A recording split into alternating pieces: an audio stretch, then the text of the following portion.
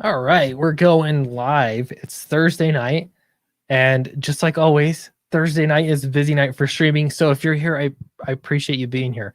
I realize some people are going to be double streaming, watching 2 or 3 streams at the same time. I don't. It sounds crazy, but I know I've done it many times. When you want to know what's going on everywhere at the same time. So if you're here, appreciate you being here. This is the closeout stream for Downcast 3. And I could do a little debrief on some of this. I think I could probably wait a little bit longer and do some more, but I think I learned some interesting things crowdfunding wise that I don't know, it's always helpful. I think a lot of people are constantly trying to learn. And so I'm happy to share what I've learned, but I think I'll be a little bit more formal a little bit later.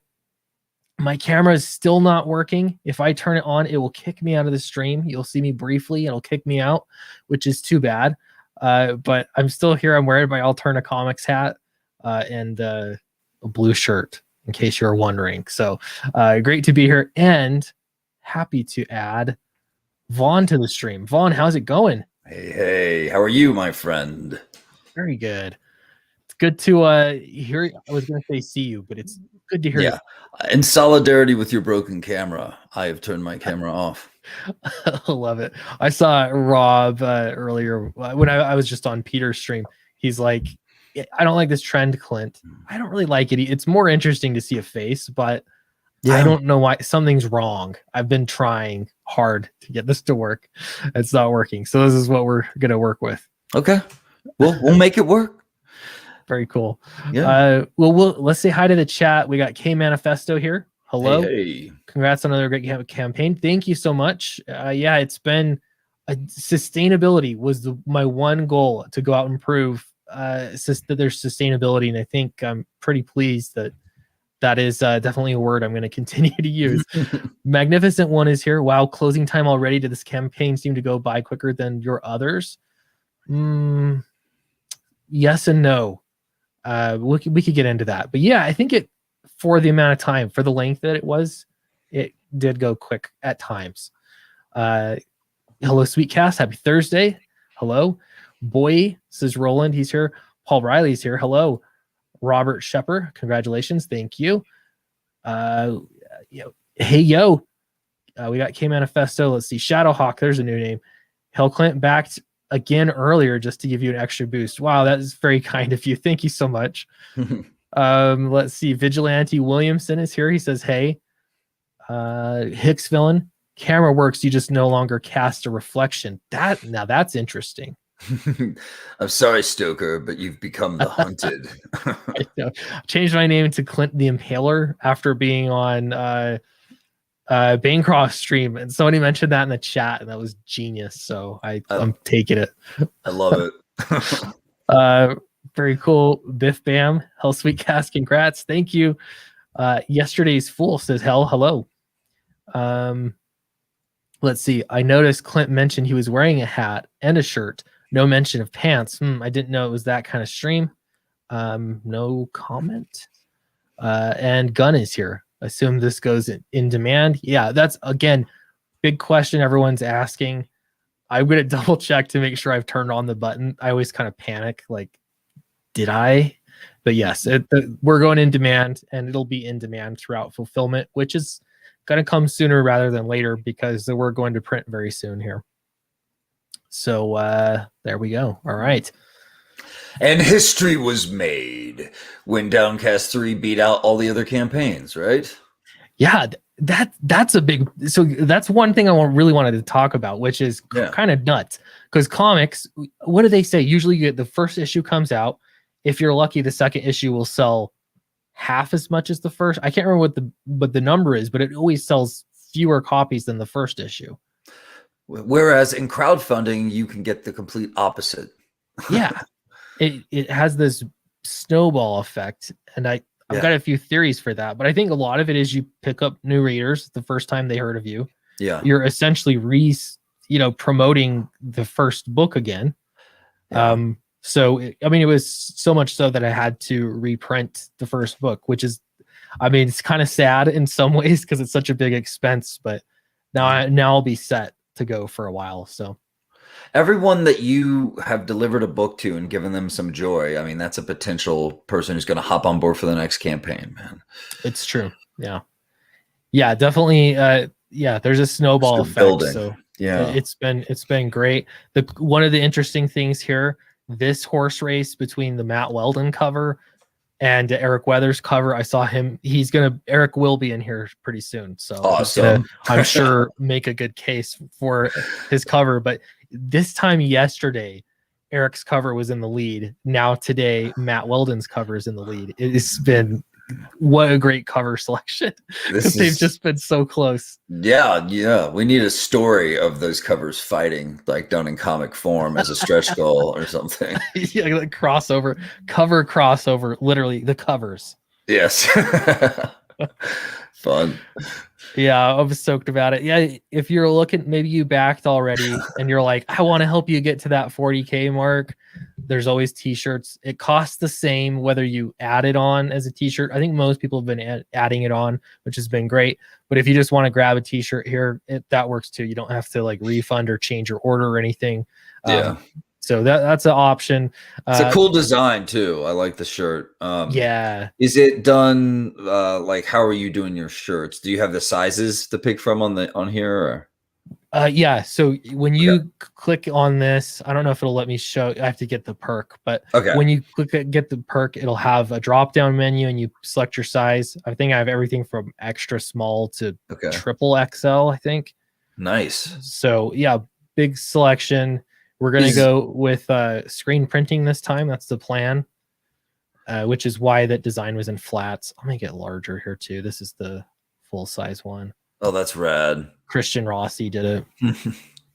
It's cool, man. I'm always nervous, like with flats, like, is it going to look okay to have it in flats? But the printing will just come out better. Teespring printing I'm not a fan, I gotta say. So I think this will be better. I'm pretty happy about it. So Hicks Villain says, proud t-shirt backer. Thank you. Really appreciate that. Very cool.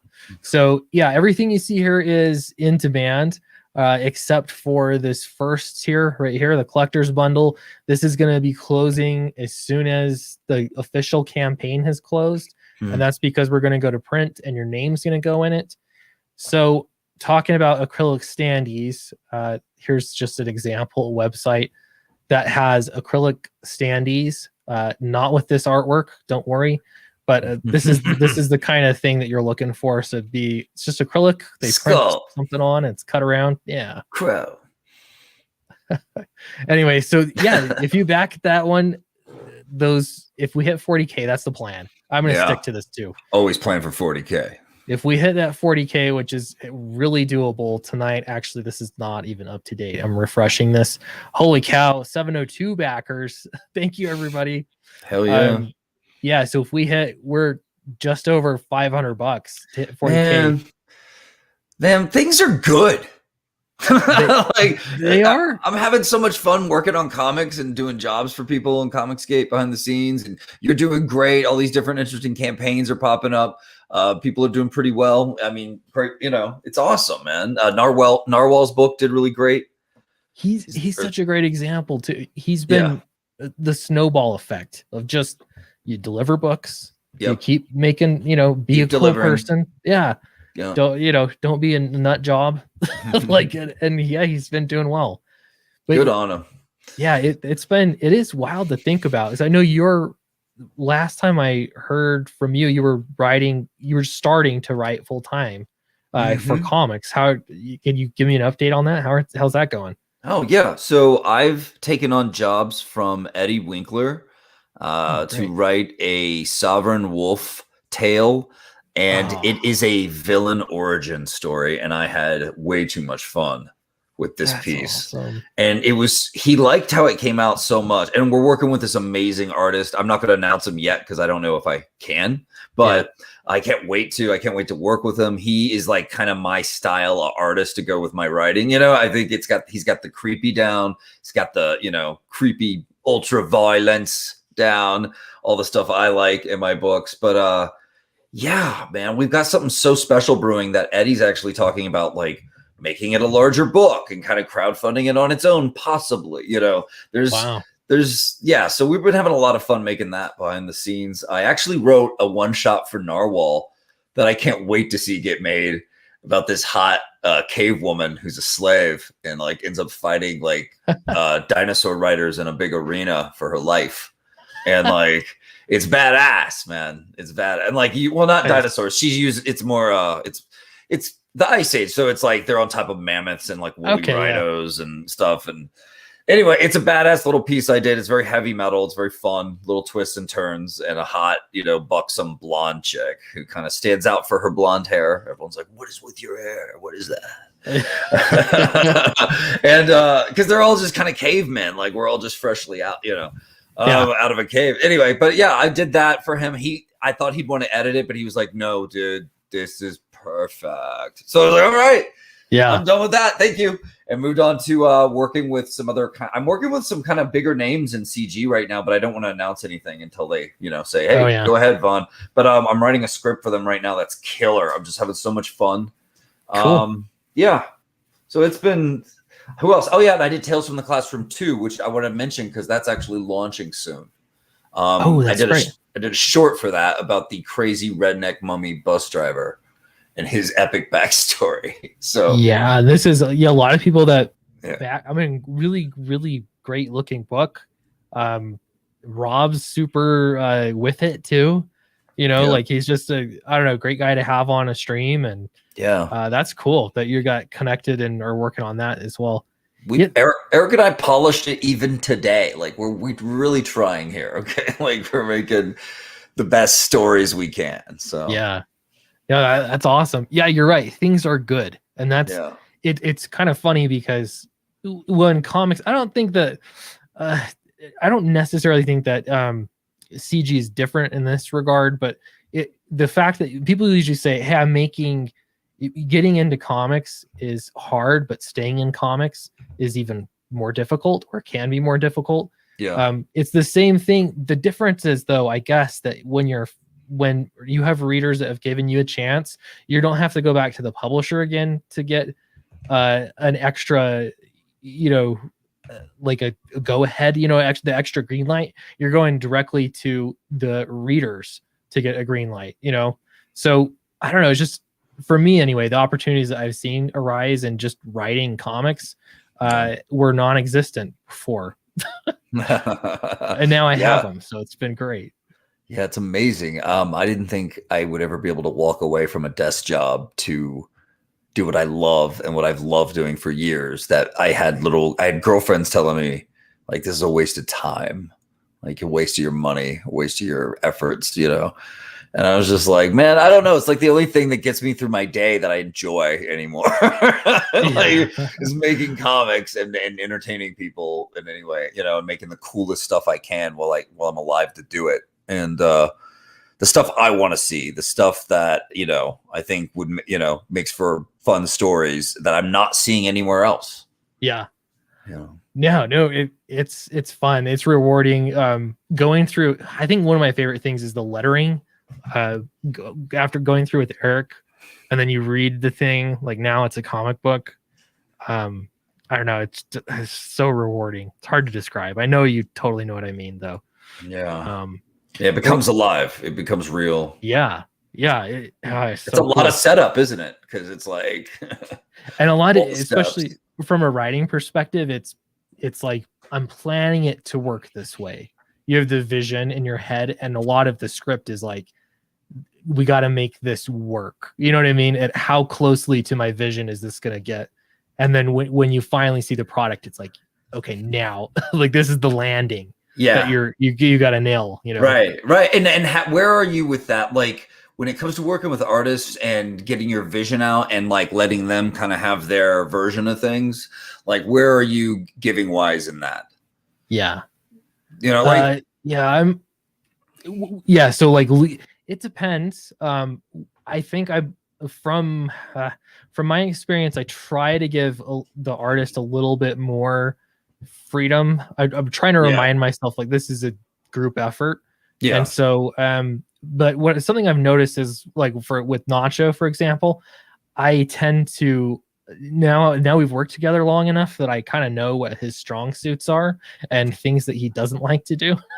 And so I'm like, that's great. I'm leaning right into the stuff that he really enjoys. Oh, that's great. That makes for like, it's just going to be better, you know? Yeah. Good move. So yeah, I try to be pretty flexible with Charlie. Honestly, it's very driven by Charlie creatively. So I'm trying to be a team player there, and like enhance what he's doing. So that again is a little bit different of an experience, but it would be interesting to draw a whole book myself and have 100% creative control. So that would be cool. But yeah, most of the time I'm trying to really like, okay, the artists, I gotta outline what I need, but allow for flexibility, I guess. That's cool. I do flexibility with my panels because I don't tell you every angle. Like I want them to find the story and tell it their way and keep that energy up. But I will, I'll direct angles only when I need to. But I am pretty tight about like my character designs. Like they're pretty much mine. Yeah. Like I'm really picky, and because I just know what I think works in my humble designer's opinion. So. I'm pretty tight about that these days. In fact, I'm starting to wonder if as I get older, I'm starting to be like less flexible. You know what I mean? I'm like, no, it has to be this. It just has to be, or else it's not my vision. And then why am I even doing this? That's why I do this. Yeah. You're a proven entity now too. So it's like the more that you're, I don't know, like it's almost to me, like you got to trust. If you're working with Vaughn, you kind of have to trust that Vaughn has a vision. You know what I mean? Like it's a package deal. Right. And that's how every writer is. But again, you're approved entity. So let me check in on the chat real quick here. Roland says, Sweet Class, hey, you never got back to me about the writer of that anthology you worked on. David Furr. I was supposed to send you an email. I'm sorry. I thought I had done it. Let me look into that. Sorry. It's going to be a busy night for me. Ethan's here. He says, OMG. No, I didn't know. Everything's okay. The campaign's not, we're going to go in demand. So that's the surprise. But yeah, things are going great. This has been a great campaign. Yeah. And I mean, as always, like Ethan has been amazing. Shouting out the campaign. He's been, for me, like a big thing when I started this out, I was like, okay, this is my 4th campaign. I need to see what I can do sustainably. Like Ethan helps out so many people. I want to see what I can do. I've had so much help, and I've been really pleased with how the campaign has gone. Best Downcast 3 campaign, most successful one so far, which has been fantastic. But of course, I always appreciate Ethan and all that he does for both the community and for me specifically, and shout outs and promotion. I always his name is always up in there in the list, high up in the list on referrals. Uncle E. So he's always been Uncle E. Always been Uncle E to me for like since before Comicsgate was called Comicsgate. Of the many names that Ethan goes by, it's been gone through Caesar, Human Sunbeam, so many things. To me, Uncle Ethan has been just such a. That's the descriptor, you know what I mean, that I really like or whatever. That's my favorite one. But yeah, everyone has a ton. Earthmind says this closes tonight. We're going in demand, but this is the end of the campaign, and what is really going away is this collector's bundle. So the trading card set, the book plate, your name in the book, those are the aspects that are just for the collector's bundle. So they're going away with this. Also, if we hit 40K, which we're dangerously close to hitting, I'm going to add an acrylic standee to this collector's bundle. It'll just come with it. So that'll be another special thing for that collector's bundle. If you haven't backed it yet, or you're going to miss it, the campaign's still going to be open. It'll be in demand throughout the fulfillment phase. So, but yes, it has been, the campaign is going through. Robert says, Sweetcast, hey, is Downcast 1 ever coming out on alternate access, or is it just a sample to introduce peeps to buy a physical copy of the rest? My understanding, I got to talk to Peter again. I was just on with him. I know you were asking about digital, but my understanding is that every single issue will be available digital with Alterna. think was our understanding. I can double check with Peter and make sure, but that is my wish, is for Alterna to handle the digital. So I think that Peter's down with that because he's doing digital of everything else. So that's always an option. Why is Clint not showing his face on screen? It's a camera problem. Or is it a reflection problem because I might be a vampire? We will never know. Oh man, I don't want to have to stake you, Clint. that would be the thing. Somebody asked too about is the vampire book? I think it was Gun. Let's see. Yeah, are you going to do the vampire book next? Yes, that's the plan. So I've been working on the story for months now, brainstorming. I keep changing what angle I want to attack it at. But the nicely chosen words there. Yeah, I'm just like, okay. Taylor. One comment I got in a stream months ago was, Clint, this needs to be epic. Because at first I was saying I'm going to do an ash can of it. It's a little bit of a gimmick. And he said, don't think of it that way. And I was like, what? He's right. So I scrapped it. Okay. I went back to the drawing board and I thought, how do I make this epic? Yeah. How do you do it? And so I've got, I think, a really great starting place. But yeah, that is coming next. What's the key, man? Well, I honestly, the more that I thought about it, I thought I want it to be modern day. That was one thing. You said oops? Boobs. Oh, that's the key. Modern day boobs. So okay, so Dracula is he's a rich man. He's kind of a recluse, right? He's people don't really talk about him, and at the same time, he's so rich, and word has traveled about him. Like, so this weird kind of dichotomy that exists with Dracula. So I thought, who's like that? To me, it's like a Jeffrey Epstein type. Oh yeah.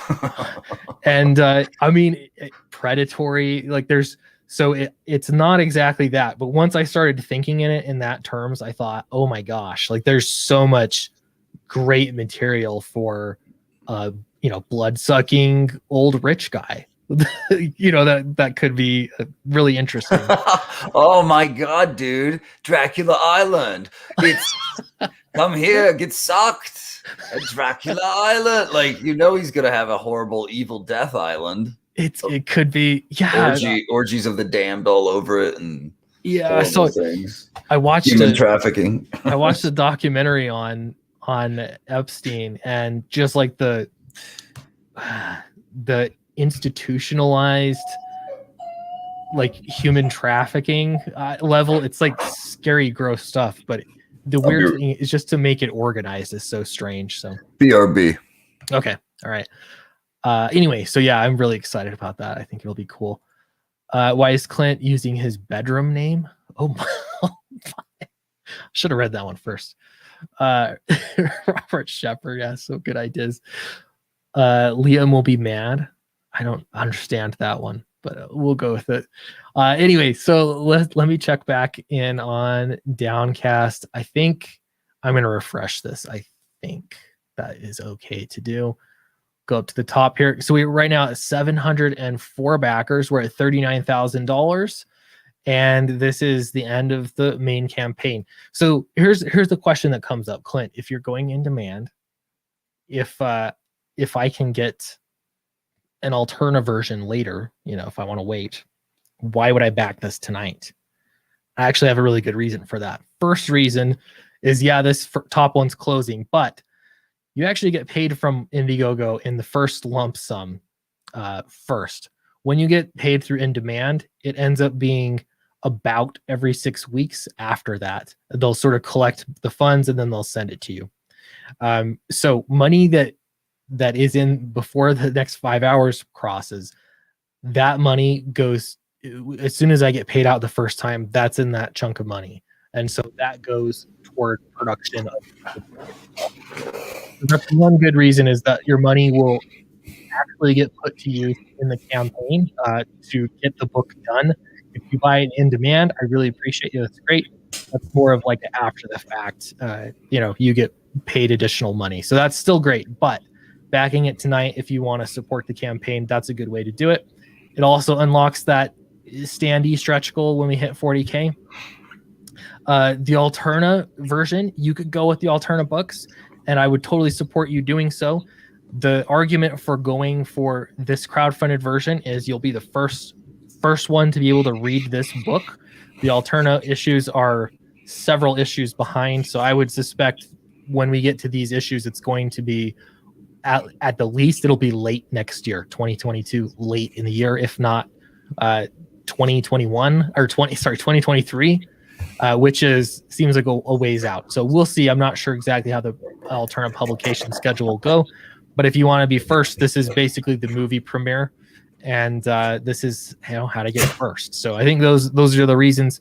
Any way you get Downcast, though, I'm happy that you're getting it. So I appreciate you very much. I'm going to post a link in the chat. If you all don't mind, maybe you have backed it, make sure you share it out so people know that we are closing the main campaign so they can get in and help us get to that 40K. Hell yeah. Downcast is looking good. I'm feeling this one seems so much more introspective than your other ones in a way. The other one was like high adventure Indie Jones, and this one I'm like watching a villain go on this epic journey. It's interesting. It's this one's different in a lot of ways, but it's me looking at what the root of comics are essentially. I've said this many times, but this was very deeply inspired by Frank Miller. His run on Daredevil, and I thought, I don't think anyone's going to really pick that up, but it was when I read through the omnibus and I thought, man, everything, what is it that made this run so epic? And part of it was him being a young guy getting his shot in comics and him wanting to blow people away, with just making an awesome story. And so there's that, but there's also like every issue, like what do I want in each issue? There's some great action, great character development, and I think those villains are super important. So I put a lot of emphasis on making these villains really interesting characters. I'm excited for you to read it, Vaughn, because I know you've read the first two, but yeah, I should send that to you if you're interested. It is lettered right now. We're just sort of going through it for mistakes.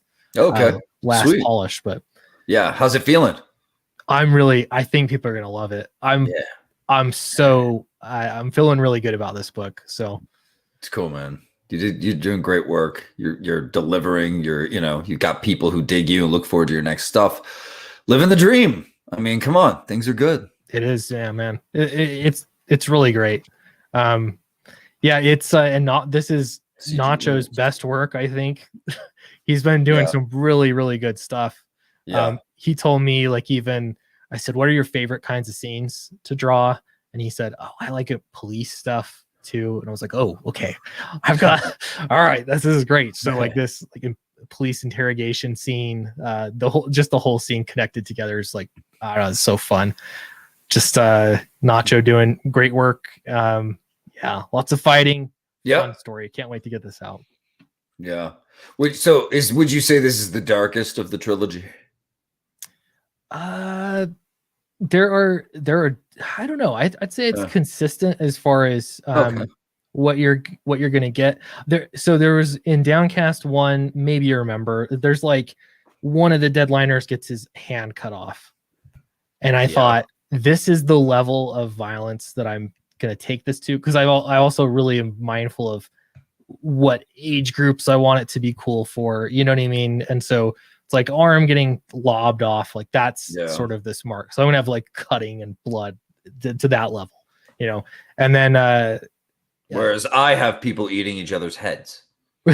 yeah, which is great. I love it. But I do too. So I think but I just think for Downcast, it's I sort of set the bar for kind of the darkness, but there's less again, Downcast 2, there's a lot of captions, and there's you hear a lot of Joanne's thoughts and where she's coming from. Right. I remember this is very present, and it's not that at all. So it's changed writing style quite a bit, which is interesting. Has been really fun. Yeah. And I don't know, it's my world. I want to try some new stuff. So I think to great effect too. I think it worked out really well. Kick ass, man. Looking forward. Does Downcast end at volume 3? Will there be a volume 4 next year? No, it does not end. It is an ongoing series, and so I have plans for volume 4. I think when you read number 3, I really think you're gonna want a volume 4. So there's a plan for that. I don't know exactly when it's gonna come out. The plan is just I got to do Dracula first, and then we'll be working on Downcast 3. So, or Downcast 4, excuse me. These numbers just start to get blended, but. Clint, do you ever like look back on your old work and then compare it to now and just feel good? Oh yeah. Yeah. It's like the worst thing was my very first novel I wrote, The Cause. It was just so bad. So bad. Right. But you have to get through that though. Like you have to write the garbage. Yeah. You have to suck. Yeah. I love seeing famous artists like early stuff when they were kids still learning how to draw. You know, how good were they at X age, you know? But yeah, I mean, I love looking back. I was cleaning the garage recently and I ran into my old comics I made when I was 8 years old when Ninja Turtles hit. And that was a big influence on me. I mean, when I look at how much passion I put into these books, there's like the main characters getting knifed and like blood and everybody's dying and there's like a gang fight and like a shootout in an alley between a possum and his friends. The rabbit and the dog are blowing away a rat and a bunch of lizards. Like it's great.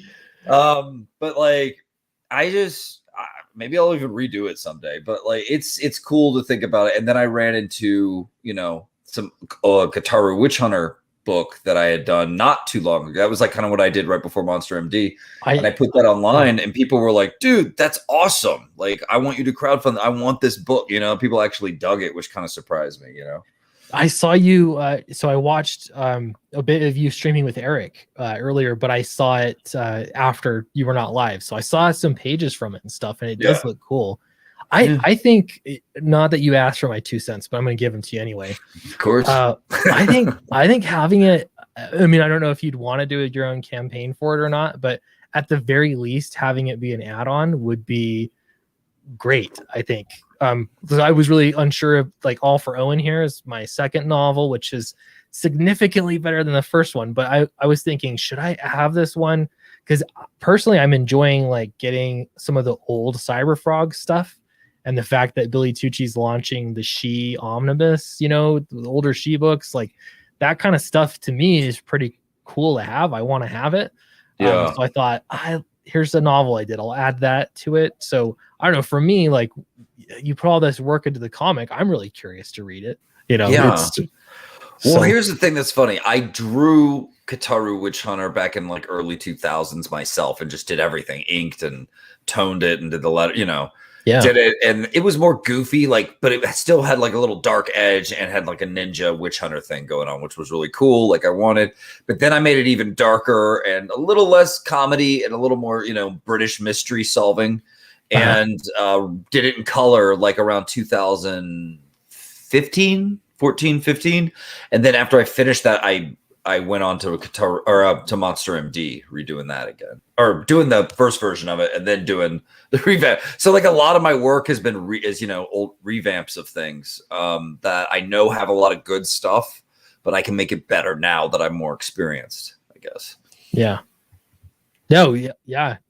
It makes sense. It's like I don't know. Again, you have to write R2D2 put the quote up here, but you have to write the garbage. It's just like a stage in your journey, you know? Yeah, even if you're a good writer now, when you write a first draft, walk away from it for a day, come back. Oh, yeah. Ooh, it's horrific. It's ugly. You feel bad about yourself sometimes. You're like, why are they saying this crazy? You know, why am I even doing this? You know, then you start to polish. You get your editor in. You start to keep reiterating, keep polishing, and before you know it, things are starting to hum. You know, laughs are starting to happen. Yeah. Yeah, it's usually the dialogue too. It's like the plot you can work through. Like, this is okay. This makes sense. Sometimes you'll find some things like the character wouldn't act this way, you know. Yeah. But the dialogue I read, like, did I write that? I like to sometimes just forget about dialogue and just write the visuals in a really fun way and relax. Yep. And then like, I'll worry about dialogue later. But then it's also a good reminder that you could put any dialogue you want to like a dialogue that doesn't even necessarily match the action. Yeah. You know, like maybe what's in their head versus what, you know, they're actually fighting. But like things like that, it's real easy. It's fun. So like, yeah, I like to make people sometimes are like talking to each other while doing these awesome action scenes, but they're talking about like their relationship. And you're just going, okay. Right. And that's such a comic book thing too. Like it's just fun throughout whatever's on their mind. Yep. You can do whatever you want, or it could be something weird and trippy. You know, it could be dreamlike. You can do whatever you want. It's pretty fun. Yeah, I'm enjoying it. I'm learning more as I make stuff. What are some genres that you haven't done that you'd like to do? True crime. Okay, true crime. Wow. Is there a particular story that you'd want to tackle, or just? I'd want to just make up my own really messed up, like Southerner, like Oklahoma murder mystery tale with like dark, like Indian magic and like that movie with Val Kilmer, Thunderheart or whatever. Yeah. That I don't know. Something like it'd be way more dark. It'd be way more True Detective, you know. Yeah. I've been wanting to tell like something like that. I've actually thought about doing like a rock opera too. A rock opera, that would be awesome. It'd be like a rock opera horror movie murder mystery. I've got a lot of weird ideas. That's cool, man. Yeah, I keep thinking an espionage book would be really fun because that's one of my favorite kinds of movies to watch or books to read. I love that kind of stuff. So yeah, I've never actually written anything like that. So I think that would be fun. I feel like I'd have to study the genre more before I could do it justice, if that makes sense. Like, I don't think you can just sit and do it, right? Like, just make sure you study it. Because when I wrote Kataru Witch Hunter, those were the first times I was writing mysteries, you know? Like, they're hard. There's like all kinds of logistics to think about and get right. And like, I don't know how the Brits do it, but they do. Yeah, that definitely. And then there's like, you don't want to give away. You got to give the right information at the right time, but not too much, you know, that people figure it out and see it coming. And that, I don't know, that's definitely some difficulty level. Romance to me is one I have no desire to write. But again, if I did, that would be one where I'd really have to do some research and figure out how to handle it. I think comedy would be fun. I tried my hand at doing some skits and stuff, which was so much fun to do. But in comic book format, I don't know, man. That's a different style. Definitely. And you have comedy in Monster MD, but I wouldn't necessarily call it a comedy. Well, maybe it's, I don't know, an action comedy, maybe. I don't know. Yeah. I mean, I always thought of it as horror sci-fi comedy. Yeah. Action. It is action, isn't it? Yeah. It's got a lot of stuff. Yeah. What's if I were to write romance, it would have to be like that movie True Romance. You know, I've never seen it, but watch that movie, and then you'll realize that you can write any kind of crazy romance you want. It could be about zombies. It could be about, but it could still be romantic. You know, right? Yeah. The everything else is just setting and it's like peripheral, you know. I don't know. Cool stuff. All right, everyone, check out DOWNCAST. I'm gonna post this again. I'm trying to promote it like a closeout stream, but I feel like I've done this so many times that I'm more just like happy to be talking to Vaughn. So I posted the link there. We're less than $400 away from hitting 40K. That's a huge landmark. And if there is an evil to defeat, why don't we do this for fun? Let's look at my campaigns. So let's look at DOWNCAST Rise and Fall. So this one raised 43,000. This is after a year of being in demand. 43,000. So if we're hitting 40, it'll be amazing because we're clearly stomping the first one, especially at 668 backers. We're over 700 backers now currently. So on every metric, we've already beat this, except for it would be really cool, Ultimate Evil, to beat this beat these numbers. I don't know that we're going to do that tonight necessarily at the backer number, but with some in demand, who knows? I don't know. And this 43,000, I think, is, potential to do that pretty soon too. Yeah, man. Stepping it. Let's feel good. It does. Yeah, and I one big thing for me, let me read this one real quick from Richard. Just back, the Collector's Bundle Plus reprint. Looking forward to enter the world of Downcast. Thank you so much, Richard. Yeah, it's a good place to start. You actually have a ton of reading material, lots of pages. So I actually think like now a lot of people have been sort of holding off for shipping reasons. Maybe you're living in the UK or something. This is a good bundle to get. You get a good package with lots of stuff in it. So thanks, Richard. Really appreciate your support. Yeah, it's been really cool just to see like oh my gosh, look at that jump up. we're getting really close to 40,000. I'm gonna tweet you up. All right, thank you, son. Yeah, it's been cool to see. To me, like sustainability was such a big thing. Like I want to know if is it possible to make an ongoing series? I had every motivation to do so, especially with the Alternadil.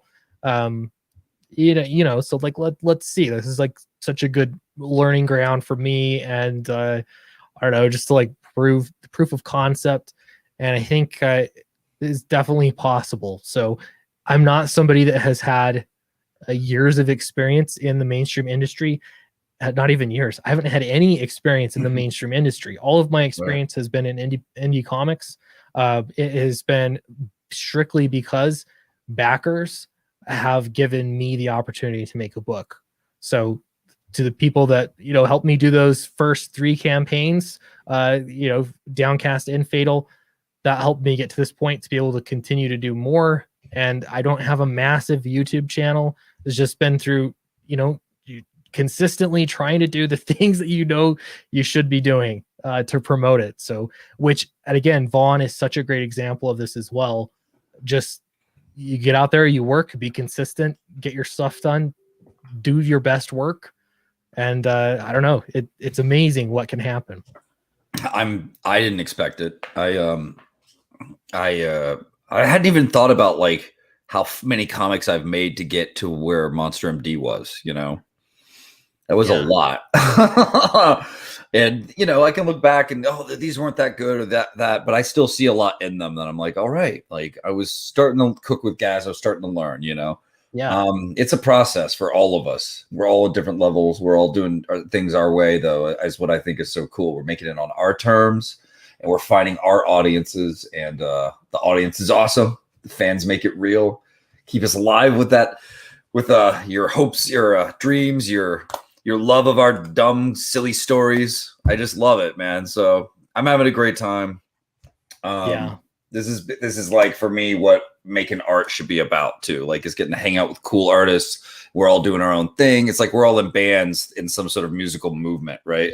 Mm-hmm. Like we're all jamming and making our own albums, and that's what these campaigns are. Like albums dropping. No, that's a really good analogy. Like I didn't realize how in like a lot of my favorite bands came from Seattle in roughly the same time period, probably like a 20-year span, honestly, but yeah, but it's like Seattle had something special going on, and that there really were people sort of helping each other out, and it was almost just inspiring to see, oh, this band did this, what am I going to do? There's sort of just this synergy you get, even if you're not directly like working on each other's stuff. It's almost like creative competition, but it's just super healthy. Like just to see, oh man, people are crushing it, doing things, and you find your own way. That's one of the beauties of independent Comicsgate. It's not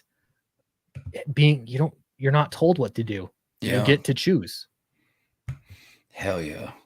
I'm making things my way finally after getting my ass whooped in film school and making movies. Like everybody thinks that your work is like their plaything. And I'm just like, that's not why I'm doing this. I'm doing this. So I start doing comics. Nobody can tell me anything. It's all up to me. Yeah. And you're in control. Yeah.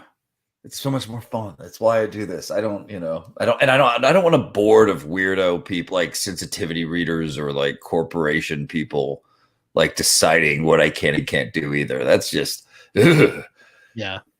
creepy. Yeah, totally. It's your thing. And Quentin Daniels backs. I did highlight that. So thank you, Quentin. I really appreciate that.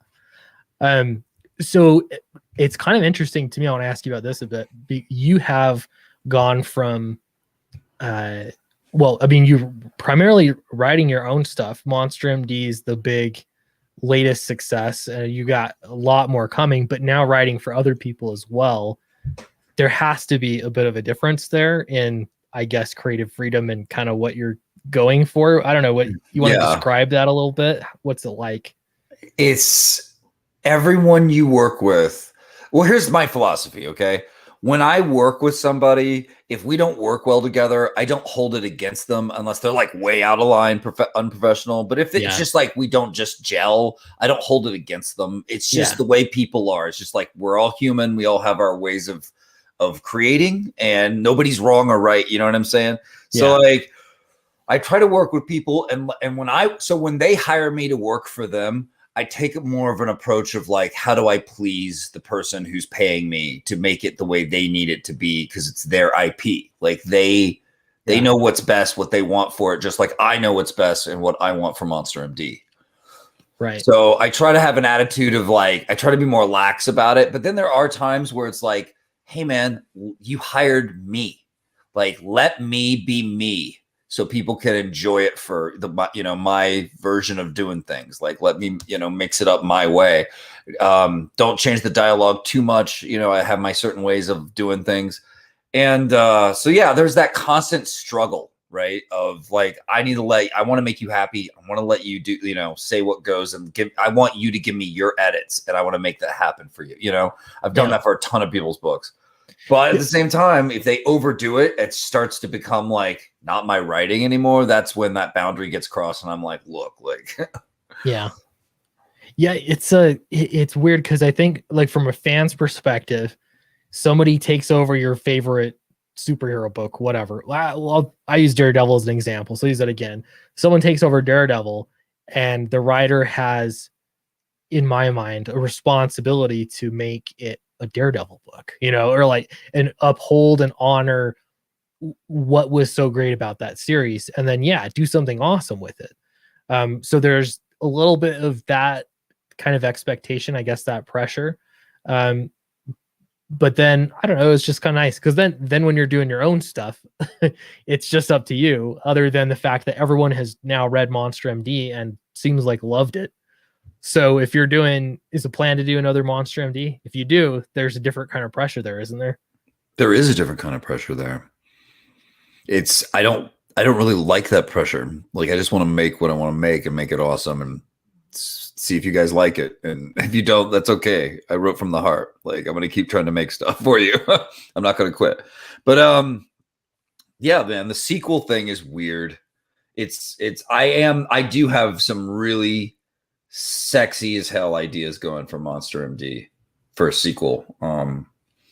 That really gets into some dark, interesting stuff and expands on the world in some great ways. It's all half baked, but there are gears moving. Yes, work is being done. But I also have other cool things I'm doing. So what's the next book that you are I don't publishing? know. I mean, I think I kind of know, but I'm going to wait to drop it on you. Okay. All right. That's cool. All right. Yeah. No, I understand that. It's I'm excited. Yeah, you're one that it's like I'm just interested to see what you do next. It's like I just trust you. Like, just take me for a spin. Whatever you want to do. I want to see what you're doing. So I've got some really great things ahead, man. I want to step it up. I want to show that I've become a better author. With my work, and I want to do there's stories that I want to do for you guys that if I didn't do them, I would regret it. Regret leaving these just in a folder somewhere.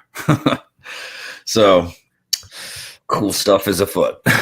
Nice. It's hard to pick and choose. I was just talking on Peter's stream. They're saying something about if you run out of ideas, to write. I think who runs out of ideas? I have way too many that it's like I have to really vet them to like, is this a solid idea? Is this what I'm really going to be passionate about? Because I have so many. Or is this not going to make the cut? And I don't know. I think that's just probably part of being a writer. I imagine I'm going to die with all these undone ideas. Yeah, but here's the beautiful thing, man. Those are parts. It's like a junkyard. And when you need to use a part that you liked from one of those ideas, you can cannibalize that one and bring it into whatever else you're working on. It can make for some really cool stuff. I mean, I see artists as scavengers anyway. Absolutely. Yeah, I've got one major idea that went into the junk pile that I want to use on Downcast. It's like, oh, it would actually work so perfectly in this place, so we'll see if it ends up happening. But yeah, well, I love it. That's a great way to think about it. Yeah, man. And I love, seeing everyone doing different cool albums, and it's cool. I'm really happy that people are like, what are you doing next? What are you doing? That's awesome. Like, that's good momentum.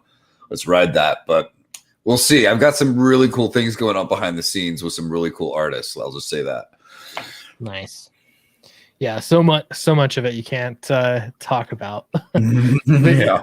With you like leaning into comics full time, I'm curious, what is your routine like? I've always imagined, just some context, like I think if I was writing full time, I would want to like schedule out my day so that I'm spending time on this and that, like what would be my writer's day like? But the reality is probably you get jerked in different directions out of necessity. So I don't know. I'm just curious your experience so far. Like what's it like?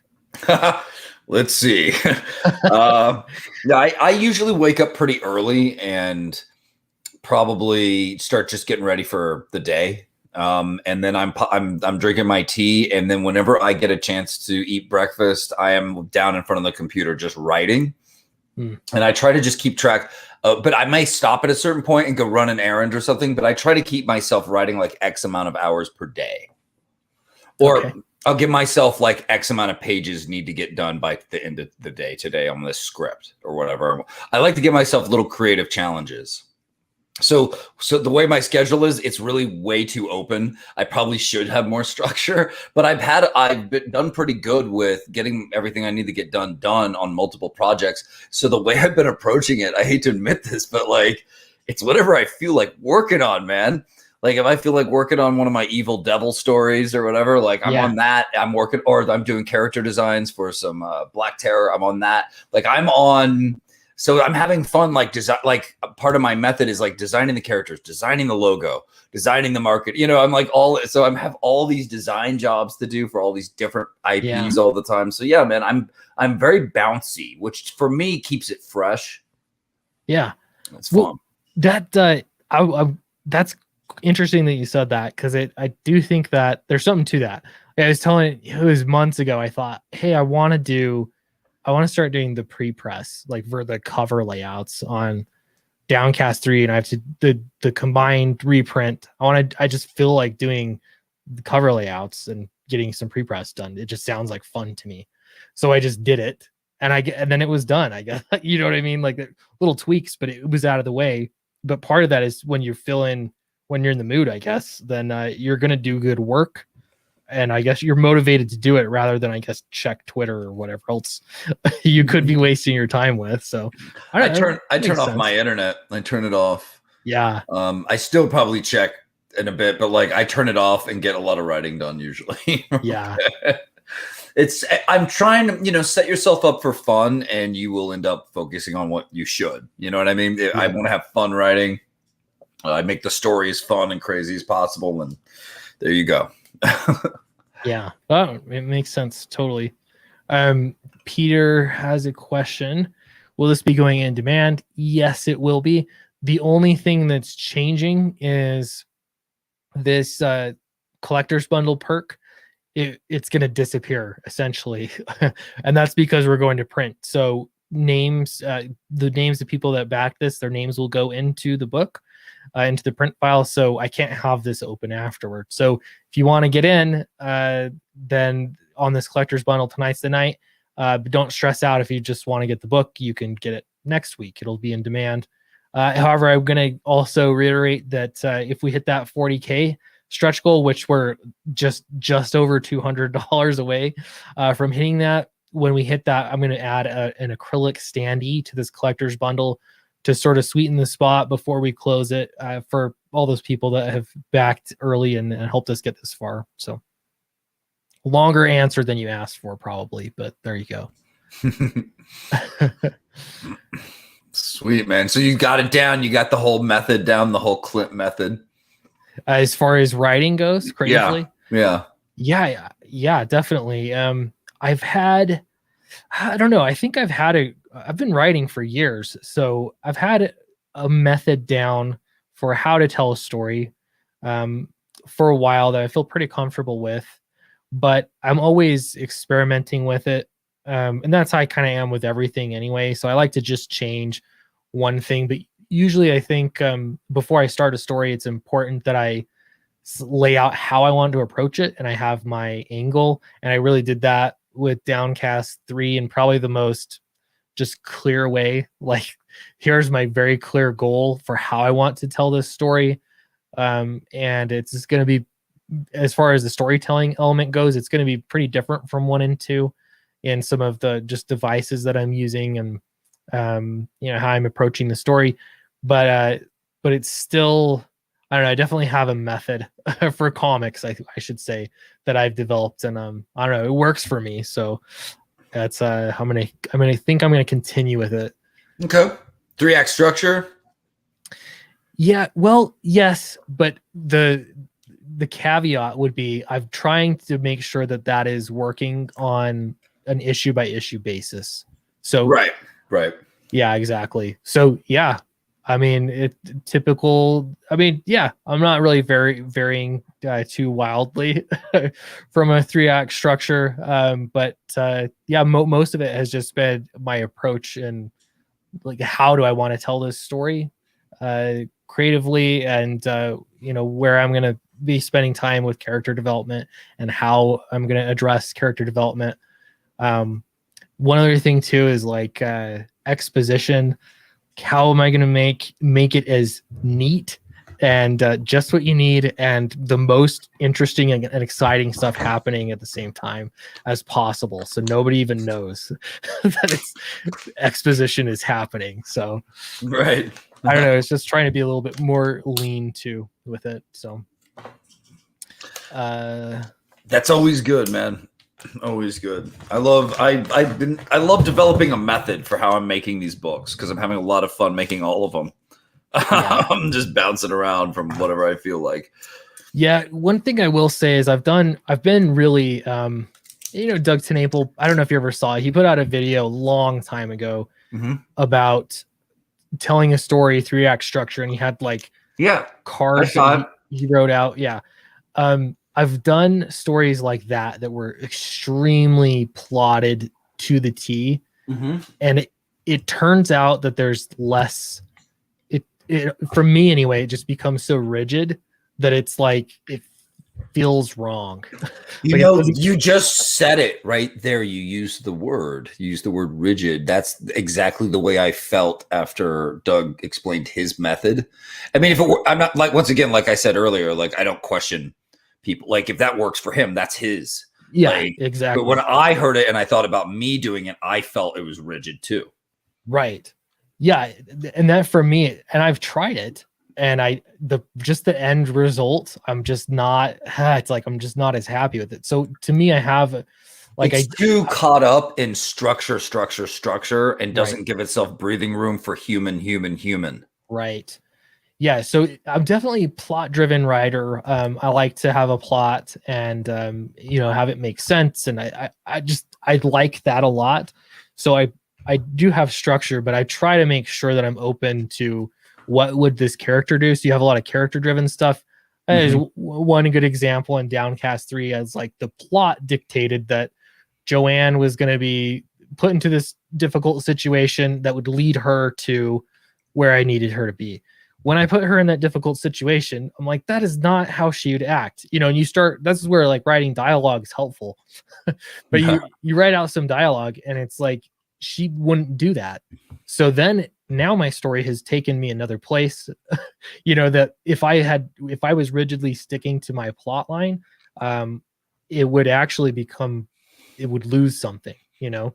Yeah. So having that flexibility to say, like, I'm doing a first draft through this, and I'm realizing that this plot's going to change because, you know, that is not how the characters would act, and it actually turns into something far more interesting than I would have planned, had I not actually gone through and let the characters sort of try out that plot for size and see how they'd fit in. So it's always fun to just get outside the box with your characters. Like, should we put them on drugs? Should we like, what should we do? You know what I mean? What can we do that's new and crazy for them? You know? And it turns their world upside down. That's kind of the point of these stories. So make their lives miserable and have fun doing it. Dang right. And hopefully they learn something along the way. Who knows? Maybe you do too. Terra Wombat says, how will the names appear? Will you send out an email or just use the Indiegogo handle? So what I'm going to do is I will send out an email to just the people that backed the collector's bundle. I'll ask them to tell me how they want their name to appear. If they don't tell me anything, then I will use their name as it is in Indiegogo. That's what I did last time, and that seemed to work pretty well. So nice. So that's the plan for that. So if you want to be anonymous, that's usually something that comes up. You'll have to tell me that, but I will send out an email for sure. Let's see. Thanks for the answer. I'm new to the franchise, so I'll be picking up the appropriately named new readers perk. Looks great. Thank you. Yeah, and that's a good way. Maybe I'll look through it real quick.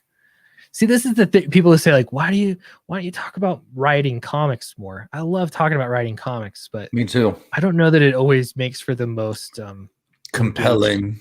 Yeah, like YouTube content. I don't know. Yeah, it's fun to talk about, though. I love it. Me too. Man. I like to. I mean, if people are down with that and love comics, then I mean, if I were a fan of these books, I would want to hear the artist talking about what goes into making it. Like, I loved Wizard magazine growing up. I remember I used to go, gosh, when I was writing novels first, and then I was like, I want to write comics. I need to find more information about how that works.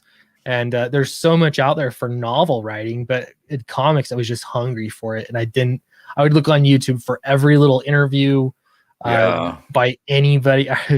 I finally got my hands on like a Dark Horse script, like their format. And I was like, I have to learn this format. And I wrote a whole comic in that format, kind of hating it. Right. And then I kind of find out, like, that's just their format. Like, everyone has different crazy formats that they do. Right. And you have to find yours. And they'll accept, like, I don't know. I'm trying to think of a good example. Grant Morrison, he's turning in a script. They don't care how Grant Morrison writes it. He can write it however he wants. Yeah. And it'll, as long as it makes sense, which I don't know. I guess that's up for no debate. one knows. Yeah. Yeah. Sometimes you just don't know. Let's see. I love Pearson just backed issue 3 and got the issue 1+2 perk with it. Yeah. Thank you. Appreciate that so much. Man. Yeah, and this is that new readers reprint bundle. So what I did here to save money on shipping, and I mean, that's just the logical next step. So this is 1 and 2, Downcast 1 and 2 combined into one book. And so it's thicker. It's 120 pages, same print quality. It's going to be on 80-pound paper stock, though. We're not doing the 100-pound paper stock. It's kind of ridiculous. So yeah, that's this 1 and 2, 120 pages graphic novel that'll really catch up. And then volume 3 right here. It's also an add-on, though. So you could technically back any tier and add it on. So that was just for maximum flexibility. So let's refresh this since we have a new backer. Oh my goodness. 709 backers. And we're so close to hitting 40K. 4 hours to do it, though. totally doable. If there's anyone out there that hasn't backed it yet, you're still on the fence, now is a great time to do it. I really appreciate all your support. Wow, man, you are rising, my friend. This is a great stream for them. This is awesome. People promoting you online too, or I'm assuming it's kind of hard to check around. Let's see. I've got Twitter notifications, so I'm sure just backed. I see this online. Somebody just said just backed. We have people posting about it. I see your retweets as well. Cool. So yeah, man, people are tweeting about it. Again, like this is part of it too. Is just I've got my campaigns closing out. Spread the word, and people spread the word. Speaking of spreading the word, here's Eric Weathers. What's the word on lettering, Eric? I do a lot of it, and I love it. That's the word. I should get an award for how bad that transition was. Yeah, that was pretty bad. I'm just saying. A Razzie. I love it. What's the CG equivalent of a Razzie? What would it be called? A Nazi. A Nazi. That's funny on a couple levels. Yeah, it is. I like that. Eric, I've already said this before, but I'll say it on the air too. The letters I loved so much in this book. You killed it, man. Thank you. Damn, I want to read it. Nice. Gimme. We got the splort in there. I'll send you the link, Vaughn. Okay. To it, just knowing that there could still be a few minor errors, but I'll share through it. I'll share some background things with you, Clint. Ooh, yeah, we'll trade. And I'll send some background secret stuff to all of you, both of you, not all of you, not the whole chat. Sorry, guys. Sorry. But I'm gonna have chapter 1 lettered. Road. Soon, very soon. Yeah, this is a good time. I'm having fun reading everyone else's shit. Yeah. So it's like, not to derail from Downcast, but chapter 1 is done. Yeah. It's colored. I have a script. My son laid in all the dialogue, on the pages. So I'm going to go in and letter it, and then Zeb and I are going to sit down and polish, really dialogue it legitimately with all the, So sit down and look at the artwork. Say, oh, clearly I need to be saying something here. Let's Marvel method this thing, and send that out to people and let them. So there's no dialogue right now? If there's a loose dialogue. Okay, filler. Okay. Yeah, filler, but nothing is as set in stone. Some lines are carrying over from the filler into. Okay, interesting. Yeah. Yeah, I mean, if that works for you guys, that's how I love working that way. Cool. Yeah. Then you get to do the Marvel thing, get that energy. I always hear artists say that too, except Kelsey Shannon. He's one so far that said he hates it. He wants full script, everything out loud. That's how I am. I'm a full script guy. Like I think he wants to. I think he wants it because he wants to know how much room he needs to leave for balloons. Otherwise, he won't leave any room. That sounds fair. Yeah. As a letterer, I appreciate that. Mm-hmm. So with you lettering your own stuff, this is weird. But do you look at your drawings and you're like, I wish I would have drawn this a little differently for the lettering purposes? Or are you so on it now because you are the letterer that you haven't run into that? I'm sure there are going to be moments where I see something and think, oh, that would have been better if I would have left a little bit more room. But, you draw some panels and you intend them to be, maybe a reaction panel or something like that. And when you get to scripting it, dialoguing it, it may not end up being that way. And you're like, we got to figure out how that works. But I mean, well, I'll make it work. If I have to Photoshop something to make a room, I'll do it, but I don't think I'm going to need to. Like, I'm good at what I do in terms of lettering and moving stuff around, and we'll make it work. It's a game. Yeah, and I know what art can be covered and what can't for sure. This type, Yeah, so. Makes sense. Sci-fi for me TV says, don't forget we want trailers for projects to include in our shows, books, comics, films, games, etc. You mean on your stream?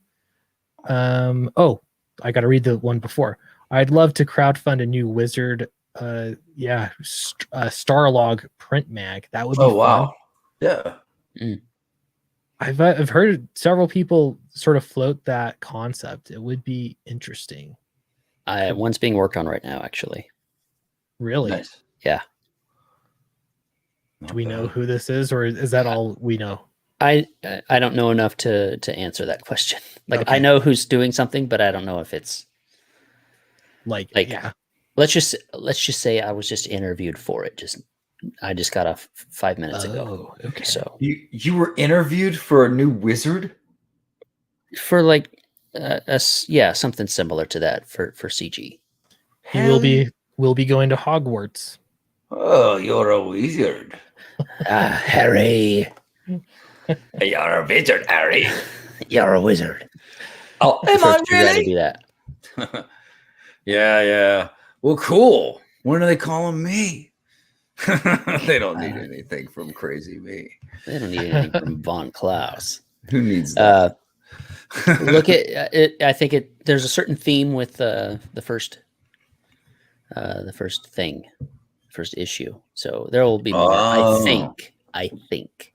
That's cool. So I'm not. Yeah, like I said, I don't know what's been talked about. Let's just say I've interviewed for something similar. That's all I'm Okay. going to say. Okay. Cool. Yeah. That could be fun. Yeah, I don't know. There's a lot of fun stuff happening. I still keep thinking back to like I want to do a trading card game that has our characters, and you could have different I don't know, you'd even call it seasons or like what do they call them? Expansion packs or something. You know what I mean? That have like here's 3 new books with characters, indie crossover kind of trading card game, but that's a whole other a lot of effort. Wars. What I think you would need to do is use the card art the front art that's already there, that already exists. Yeah. And say, hey, Ethan, John, Kyung, Eric, Vaughn, whoever has trading cards, can I use the art? I'm making the card game. And, that way it's not just people grabbing the cards they have, but they have a playable version of it and can build decks and all that. Oh, yeah.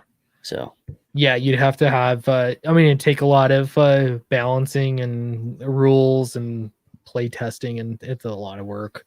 Yeah, sure is. It'll probably never happen. We'll see. The problem is I'd like, if I really wanted to do it, I'd have to take some time and not be producing a comic. Like I'm meaning to like crowdfund it and stuff. And I don't know if are you more likely to, if you weren't crowdfunding comics, but you were crowdfunding something else, what would it be? I mean, like if you're doing something else creative, would you do the cards? That's I don't know. I mean, it could be. I mean, I've done it before. I like games, so yeah. I mean, like I did a crowdfunder one time. It failed miserably, but but the card game I still think was cool. But I don't know. I like that, but I like music too. Like if for some reason I just wasn't doing comics, like I don't know, I still love music, and I'd probably be doing that too and stuff. But I don't know. It's just the writing aspect. But comics just seems like the most fun medium for writing. I don't know. Yeah. So, Snuggy Jr. says, "I want the original art, but money." I hear you, man. I made it. It's weird. It's tough to know what you price these at. All right, you guys tell me what you would have done. But I have the Matt Weldon cover up here for $1,000, partially because the Volume 1 Matt Weldon cover sold for $1,000. Volume 2 Matt Weldon cover sold for $1,000. So it kind of made sense to me to just have it there. So I've had no takers yet. I don't actually feel that bad though. Like I would be nice to have extra $1,000 for the campaign. But I also really like this cover. So I guess if it doesn't, for me, it's, I guess, sort of a win-win situation. But yeah, you're not the first one, Snuggy, who's said that. A few people were like, I want to buy that, but that's really expensive, man. So hey, I keep it if nobody buys it, it's yours. Yeah. 800 is a lot of money too, but I don't know. It's just 200 away from 1,000. Yeah, you don't need to drop it to 800. You don't, just leave it as is. If it doesn't go, it doesn't go. Yeah. Just roll. And you can take it down at any time too. You can take it down tonight. It's true. It could disappear. No one would know. It would get disappeared, and then it would show up on my wall, right next to your UMP 45. Yeah, exactly.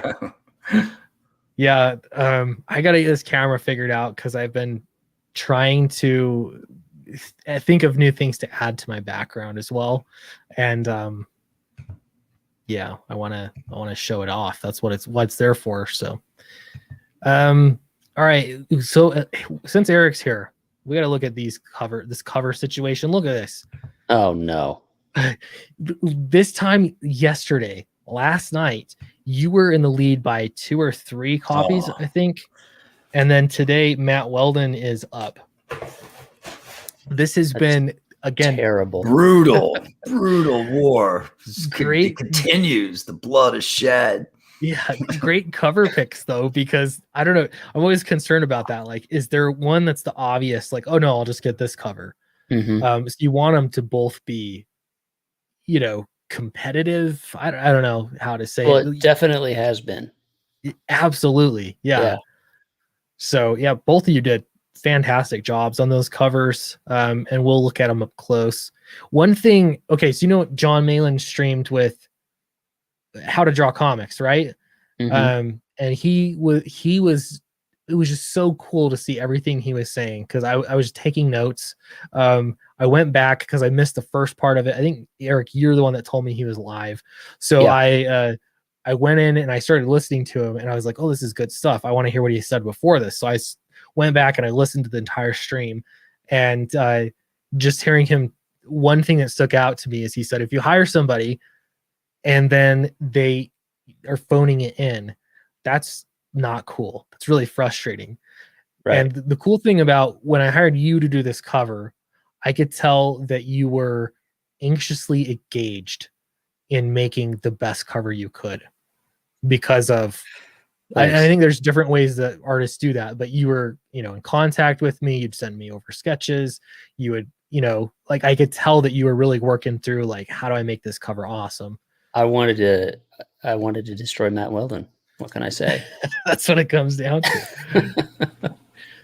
I was, and I had, there were other sketches that I had done. Like, there were other layouts that I had done. I don't know if I sent them, any of them to you. I don't know if I still have them either, but like, I had definitely, I'm sure they're on some layer in some digital file somewhere. I'd worked through it and looked at reference of like deep sea diving suits, and just sort of wanted to get a feel for how I wanted. And you sent me pages, Nacho's pages too, so I had an idea of maybe where the story was going, artwork wise, and that's why I have the things in it that I do. Yeah, because they're in the story. Oh yeah. So, I mean, now having read it, it makes me think maybe I would have done something different. I would have had other things on the cover without saying too much. The chick with the balls, man.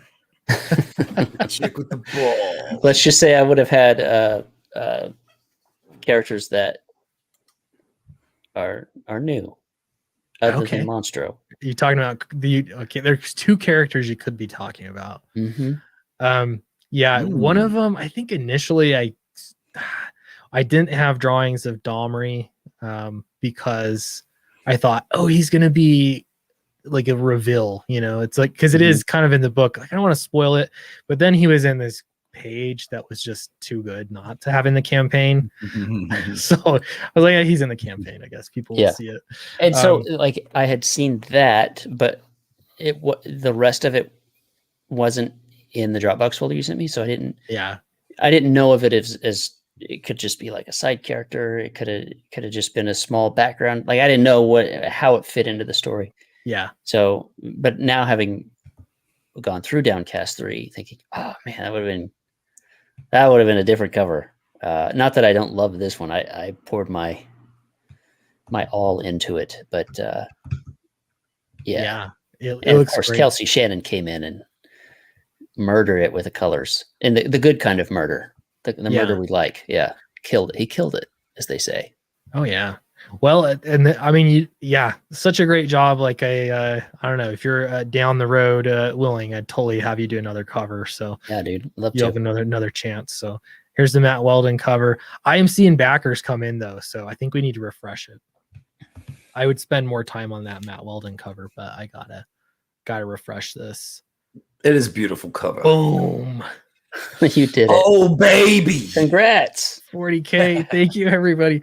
I'm not gonna lie. Yesterday I was thinking, is 40K gonna happen? Because I put out that stretch goal. I'm like, I don't know if it, because usually the end of the camp, when you have the middle of the campaign bump, it kind of, the end of the campaign in my experience has been a little different.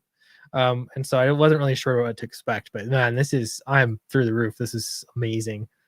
Thank you, everybody, for supporting the campaign. Incredible. I really appreciate you guys. Yeah, 40K. So we're doing the standees now. It's official.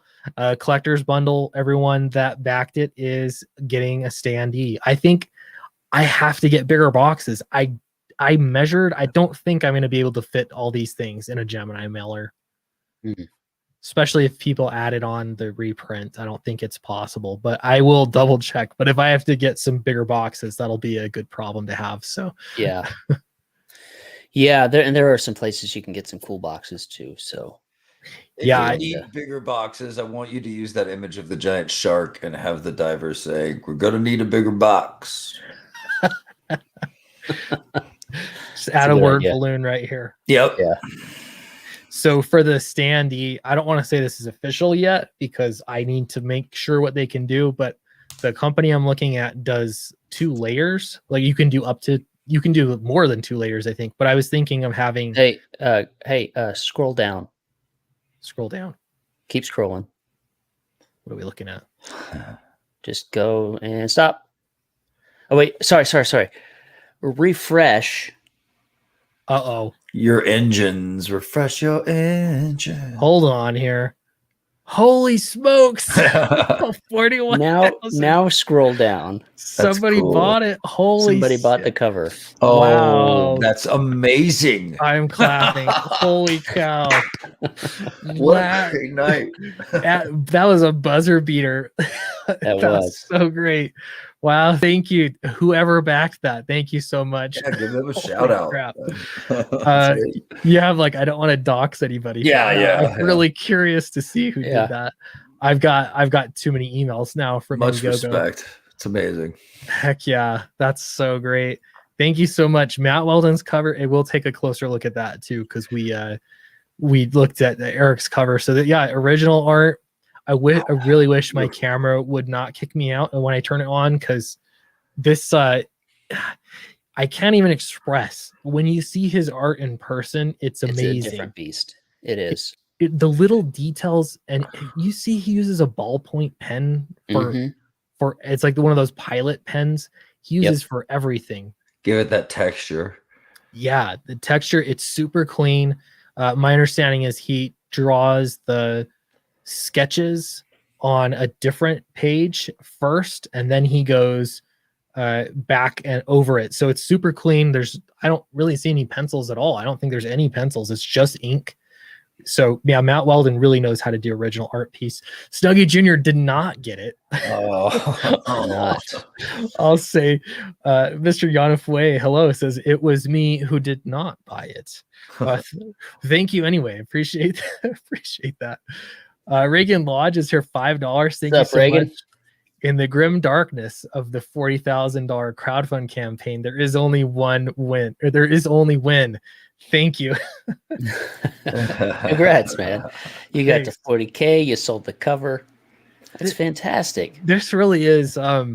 This is huge for me. You guys probably know a little bit more than others, but I'll tell you, I was a little nervous coming off the hills of Fatal being such a massive, successful campaign to now be like, guys, this is Downcast. It's an established thing. I love this story. This is something I had to do.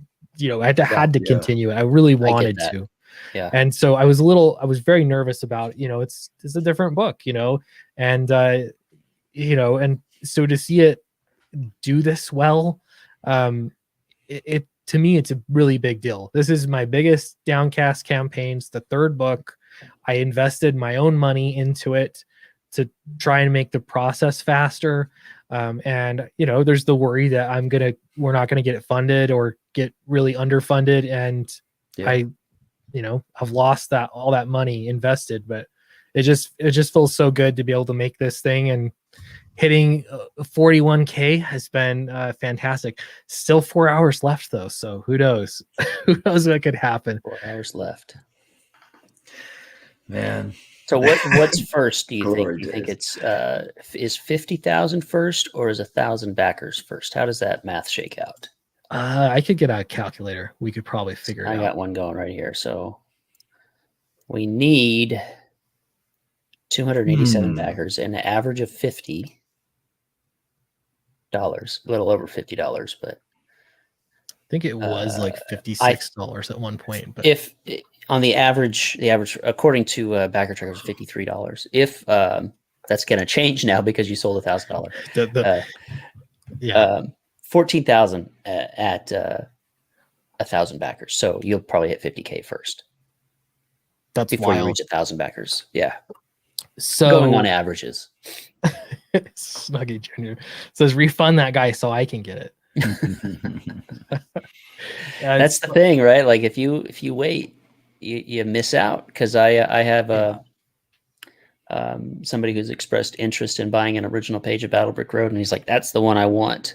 Like he knows which one he wants, but he hasn't backed yet, and it's first come first serve. So if somebody else grabs it before him, right? It's tough titties. Yeah, exactly. You can't just hold it. Yeah. Yeah. Yeah. So now I'm curious if see, this said we were trending to 39,600. That was the sort of center of the trend line. We already passed that. So the upper end of the trend line, it's really small. Sorry, everyone, is actually 42,967. So if we hit that, that would be pretty great. But we already beat what backer tracker thought we would be trending toward. So, man, I'm floored. That's great. I've never had 1,000 backers on any Downcast campaign. It's always been extremely close.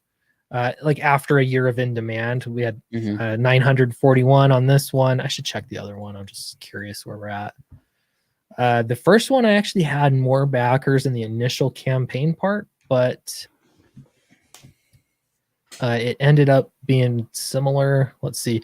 Yeah, I had 746 before the 30-day campaign closed on that first book. It's insane when I think about it. Yeah. Just very successful. Absolutely. And then, ended up 924. So technically, we ended up higher, 941. That's where we ended up. So if we hit on Downcast 3 here in the 900s, I'd be happy. But man, I'd really love to break 1,000 backers with this. By the time, obviously in demand is over and everything, that'd be fantastic. So that would be. Yeah, I had no expectations of reaching 1,000 with Battle Brick Road, and I'm looking at 15, thinking almost at 15, thinking just it's incredible. Yeah, absolutely incredible. It's wild. I think Fatal's at. I gotta check now. Fatal's a lot. I think it's like over 1,800. I think. It's wonderful. All pales in comparison to Monster MD's 2,200 or whatever it is. 2,200. Holy cow! Yeah, we're 1910. Actually, we're getting close to 2,000. Yeah. Man, wow. you guys are gonna hit that 100K. Definitely. You're on it. You're on the way. Especially when you're like, the art's done. We're getting that letter down. Let's want to print in a couple of weeks. Like then you'll pick up that extra big burst. Yeah. There's definitely that'll be interesting to see too. Going to print with Downcast 3. In my experience, you have 2 up and in demand. You start shipping one, then everyone starts backing the next one too. Like it just kind of has. I don't know. It's just interesting to see how that works. So this will definitely sure that we'll hit 100K It's a matter of when, but I think as soon as Yeah. Charlie gets that artwork done, for sure. Yeah, that'll be a big boost Kick for people. ass. And a lot of people want to know, like, or, don't back until it's going to print anyways, because they've been sitting on it and thinking, I want to get it, and then don't want to miss out before it closes. And yeah, so some people just wait till the last minute. Yep. Yeah. I don't know if I'm going to hit 100K with Battle Breaker. I don't think I'm going to. Let's pull it up. I see someone in the chat who said, Snuggy Jr. said, Battlebrick Road and Downcast 3 are two of my favorite campaigns. Well, thanks. It's kind of Hopefully- interesting that there are favorite campaigns now. Yeah. That Yeah, is cool. hopefully there'll You know be what a I favorite mean? book. I like that. Yeah. Yeah. Yeah. There's something about the campaign experience and just the setup that looks great. Well, like I said, like we're all in bands and campaigns or albums we're dropping. Yeah. I like that. It's cool. Campaigns So- are the concerts. The books are the albums. Yeah, So we have to do it Good call. backwards. Exactly. Yeah. Yeah. There you go. Campaigns should be rock concerts, guys. They should be. Yeah, 1,400, getting close to 1,500 backers. Mm-hmm. I don't know, man. When you go to print, is a lot. you'll get a lot. Vaughn, you went to print with Monster MD. You got a lot of praise, and I know you got a big bump. And I'm sure a lot of it was because of the word of mouth that, hey, this Yeah. is a great book. Yeah. Oh yeah. A lot of more money has poured in ever since it like hit.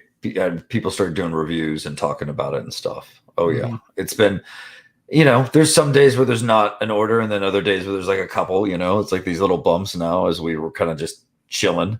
We've Yeah. gotten all the books out to everybody, shipping immediately. But overall, just an order here or there now, and it's chill. I like it. Yeah. I'm Yeah. working on setting up a website. I should get a website going. I should start trying to sell books from home. And then I'm working on my next projects. So it's just been an awesome time. I'm having a lot of fun. That's great. Yeah, in demand's amazing. This is one thing with Indiegogo that's just, I mean, the fact that you can do a book. I just know with Downcast 2, I was selling books every single month for a year. So it's like getting a paycheck every 6 weeks. It's just really nice to like have Yeah. some cash flow. That's how it was with Flying Fortress here. I just finished a page. You guys want to see all the stuff? Look at these beautiful pages. I just finished this yesterday. I'm Oh, working on that's the new one cool. right now. Sweet. That's how it was with Flying Fortress. Here's all the spoilers. There's a good one right here. These are on the campaign. I'll show these. There's the pencils for those. Last year, because I had fulfilled Flying Fortress in Christmas time of 2019, and so all of 2020, or for several months, we had the campaign open in demand, and we were selling hundreds of dollars every month were coming in just from people buying the book in demand, and ship out a dozen or so books every month, and it was just a nice steady income thing. But yeah, this is Battlebrick Road. I don't think not all of these have been shown. This is an exclusive. All right. That's a spoiler right there. That's a I'm just looking at those boobs. which ones? Oh, these two. Oh, Other side, baby. oh. Yeah, I think that's Those the first. perky ones flying back up into her face. This is probably my favorite panel of the whole book right now. So Because it's got a nice space for a bubble. yeah, It's kind there's of enough word. There's enough space for a word balloon. That's a good panel. kind of slanted. Ooh, look at that. That reminds me of, what does that guy remind me of? Eric Weathers. Maverick from X-Men. Oh, I mean that's just I guess it has a Maverick look. That's just But these are the Munchkins. Right. He's got Yeah, his these are the shield thing on, controlling him, Munchkins here. controlling his mind. Yeah, And he's Nice like, to go I with can't that. help but kill you. I have no choice. Which got me by the brain. That's a really fun concept though. And It then is. it's like I recognize that face. So the Tin Man, Mm-hmm. Scarecrow's. I think I'm being contrarian too, because everyone loves Scarecrow. So I'm like, no, Tin Man. He's Tin my Man. favorite. I like Tin Man too. Yeah, it's really good design. I think, hopefully, the characters that Zeb has fleshed out from my like minuscule seeds that I gave him, was like, here's my idea, make it grow. Just the breadth and depth that he's given these characters is absolutely wonderful. And we went in like, courage and heart and all of that, like it's completely different. But it's kind of there. It's so much deeper, so much more rich. I just can't wait. Oh, cool. Huh. No, it's cool. I'm excited for it. That's it was really, again, I got to go visit you, and so it was cool to see those pages in person. And I'm never. It's always amazing to see original art in person. It's just There's no something matter different about it. Yeah, it's so cool. So yeah, really great stuff. Monster MD, you're at 102K. My goodness. The way you said that, like it's like kicked you in the nuts. I don't know what I did. It did 102K. Holy cow. Well, okay. So I remember when you launched this. Yep. And it was like you were so, I mean, you were confident, but you're very humble. You know what I mean? Like it was like, okay, we're making this book, and I don't know. It was just like, okay, well, we'll put my head down, get to work. And now you look at it now, and it's a 100K campaign. It's just insane. What a crazy time it was back then. That was a long ass time ago. Like my life has changed so much since then. I remember that campaign launching, and I remember doing really well, and I was pleased and happy, but yeah, it was bigger than I expected. And I remember you had just gotten Downcast 1 and done well with it. Like for your first book, for a guy from out of nowhere, like people were like, even your boy Zach, I think, was like, hey, look at this, check this out, this looks neat, Yeah. So everyone was kind of going, wow, like look at this guy, he's from out of nowhere. And I was like, damn it, like I don't know if I'm gonna achieve that at all, and in the meantime, you I mean, Downcast 1 is not in demand, that's for sure. So you couldn't get it anyway. But it's like, I don't know, it's just wild. Like the sky's the limit, you just I don't know, over the course of making it. It's another reason why in demand is just great, because people are still going there to look for it. I've been really happy with the reviews. Critical and good have both been educational and awesome, and the people, the fan response has been amazing. Like people were liking this, they're quoting it and stuff. Like there's there's people buying t-shirts. It's just it's amazing. So yeah, this is here to stay. There's more stories to be told. I'm gonna have to do more Monster MD for sure. I have other crazy things I want to do too, though. So expect like a rotation of like titles from me, which I hope you will like all of them, and want to get them all. As I start to learn how to make books a little faster and stuff, because this one was 144 pages for the main book, and then 70 something pages for the sketchbook. I made so much. I overpromised on content, right? And so like it made it take a while to come out, but like the end result is you get a lot for your buck. I'm proud of that. Down to like so I gotta say too, one of the I won't give any names here, but sometimes you get a book that you backed, you want to get the book, you get the book, and it kind of just sits there. And it's not that you don't want to read it, but it's that there's life happening. Then there's a book that comes through, and I've got a big list of these, but the book will come through and you're so excited to read it that you immediately open it up and start reading it. And Monster MD was one. Immediately I opened it up and started reading it. And part of that, I think, man, was it, the way that you ran your campaign, the way, it just looks like a great book, too. But I don't know, there's something that you did that is, I don't know, it's just, you nailed it, in that it made me want to go read the book immediately. And then you delivered on that too. It was a great book, including like the backup story was great. Heidi's backup story, like it was excellent. So I don't know. Yeah. Way to go. Thanks, man. Yeah, I've had some compliments on the Heidi story. People have really dug that, or they thought it was their favorite part of the whole thing. And I'm like, all right, cool. It was worth it. People told me that I had it was a really weird time when I launched Monster MD. I had just broken up with someone that I was kind of close with. And I remember her telling me that I told her my idea for that Heidi story. And she said, that's a horrible idea. And it's blasphemous. Oh. She told me my idea was blasphemous, man. I was like, oh, hell yeah, I'm doing this. Wait. All right. Okay. Rock and roll. Oh, all right.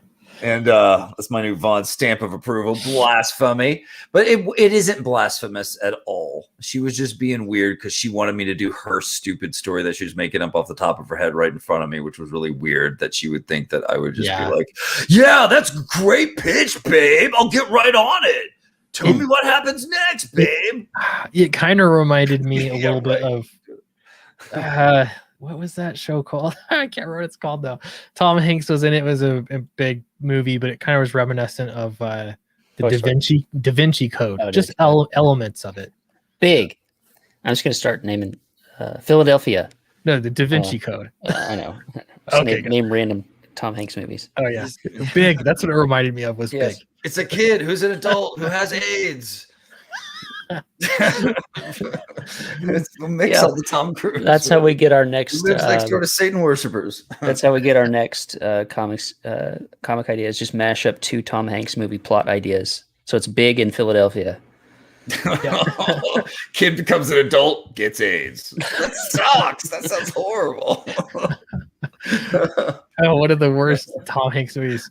Is it called Splash? Have you guys seen that?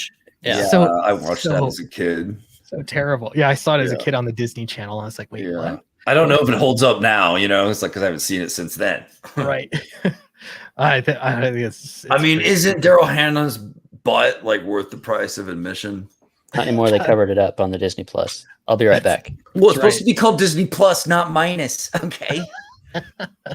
God. Disney minus. Like, don't take out her butt. That's like part of it. That's part of the fun, man. I have to just watch it on my old laser disc to see her butt, Yes, it's the only way I'll get it. Maybe a VHS tape. Yeah, maybe even YouTube. Yeah, that's true. Here's a question. How long will the collector's bundle be in demand? Glad you asked. See, I think, there's only like 20 people watching and people have already heard everything, but people are cycling in and out. So, so the collector's bundle is actually closing. So while the campaign is going in demand, the collector's bundle has to close because people that back the collector's bundle get their name printed in the book.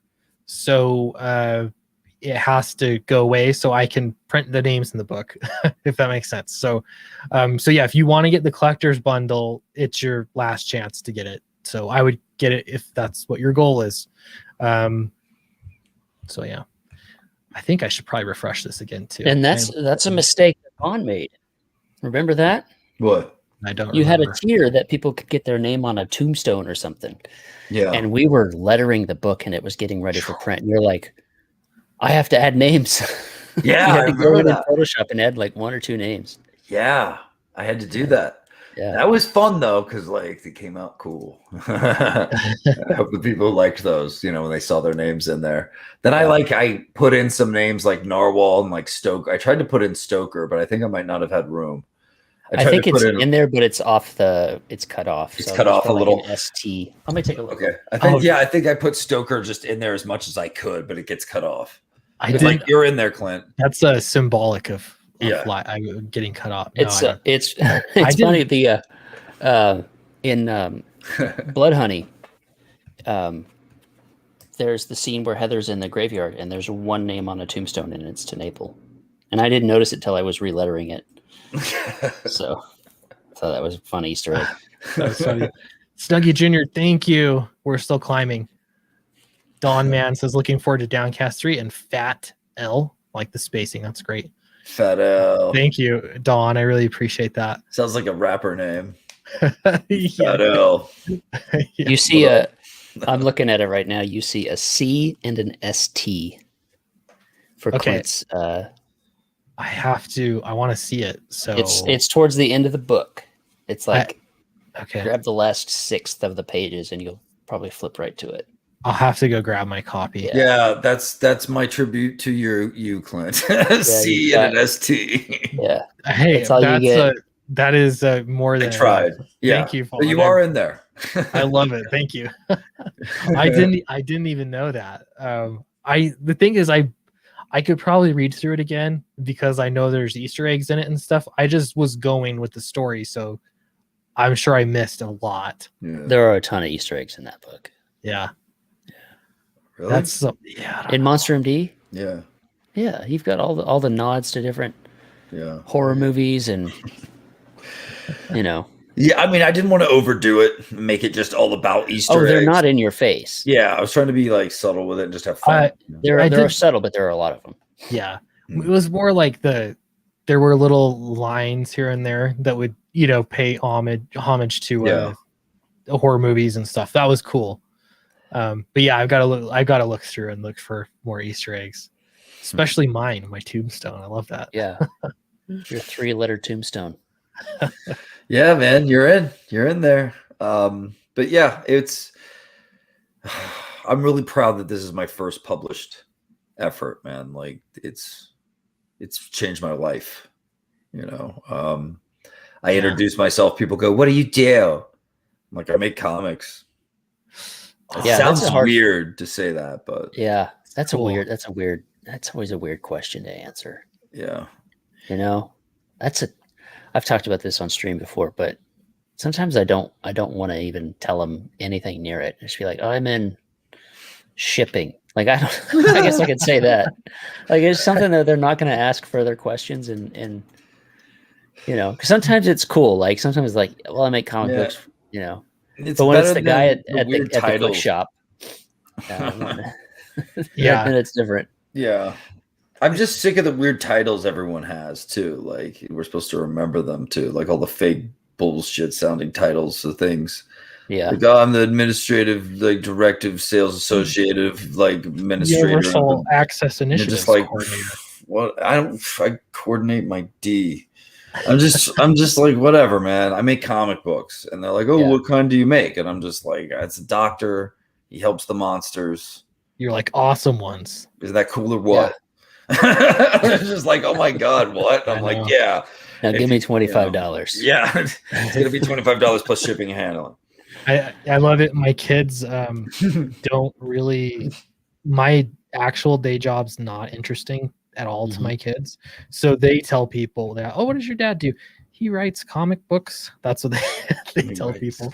Yeah. Do they, So are any of them the age where they can read them and appreciate yet? Or are they? Yeah.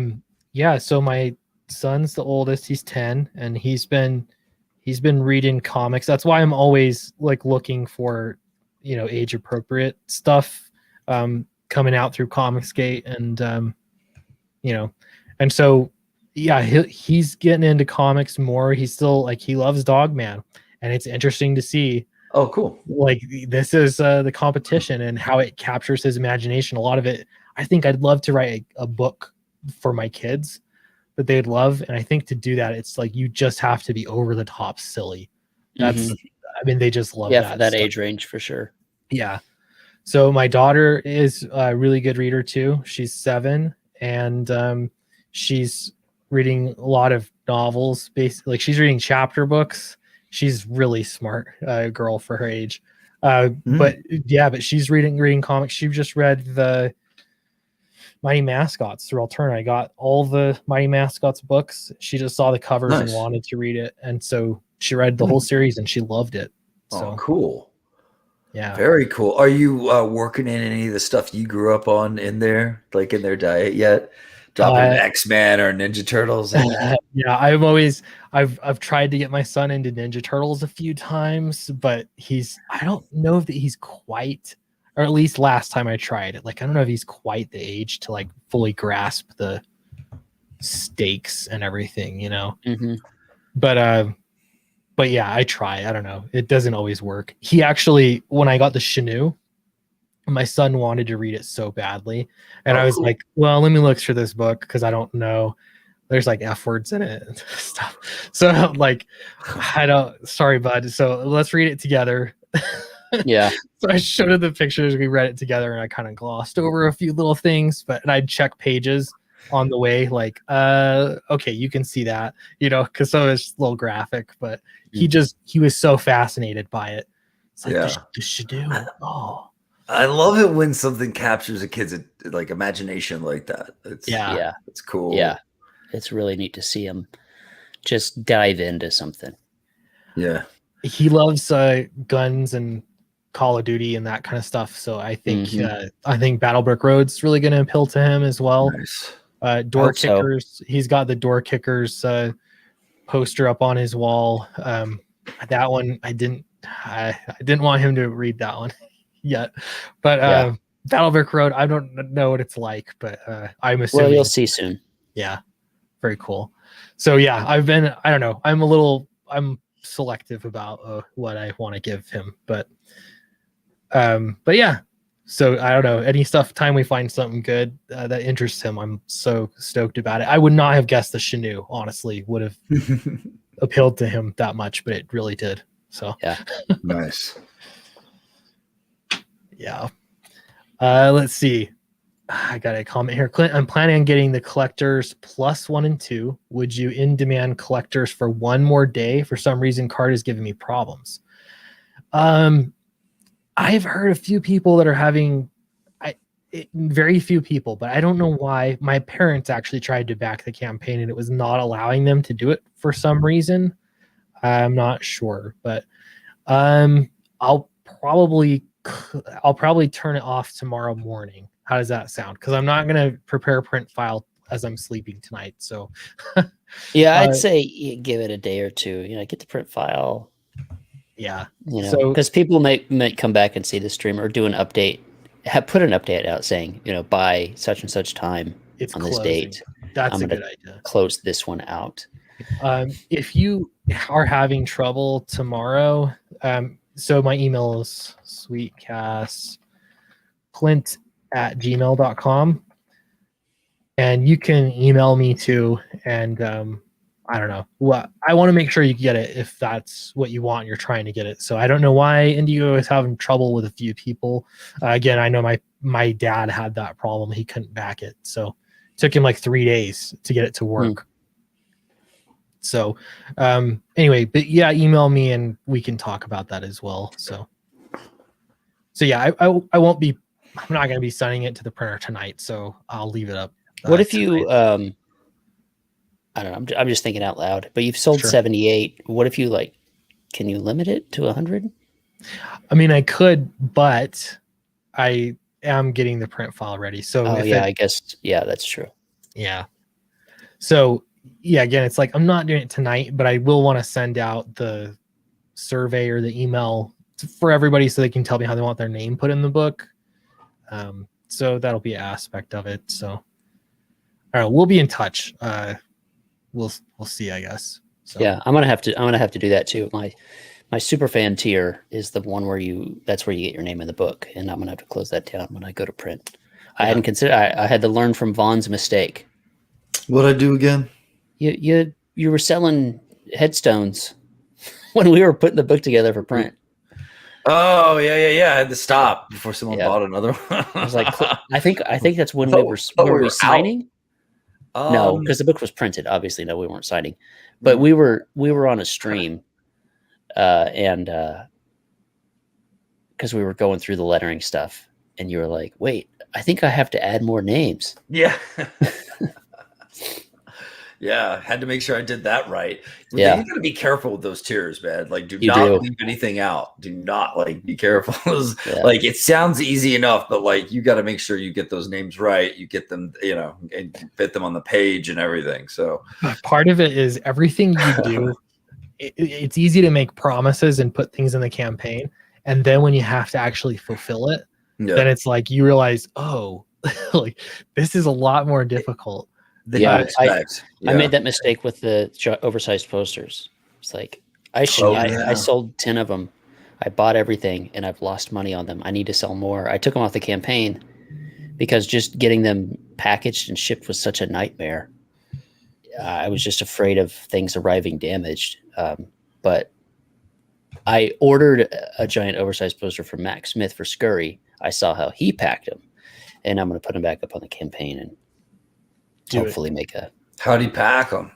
Well, he put them in a tube, and then packed, instead of packing the ends with closing the ends with those caps, he packed them with paper and then put that tube in a like a priority mail triangular tube package thing, and then packed that with paper, so it came like super snug. It was really, really good. So I'm gonna have to emulate. God, a lot of our campaign lives are shipping stuff, huh? It's amazing. It's amazing. We become masters of it. Yeah, it's funny how much I know about just like postage and getting it to the post office, all that kind of stuff. It gets a little nutty. Leroy, I totally forgot to send you the link. I just sent it to you. I sent it in several places. So if you're interested, Leroy, you're welcome to jump in too. Awesome. Draw Tinsel said, I just backed the collector's bundle and the new readers tier. Thank you so much. Really appreciate it.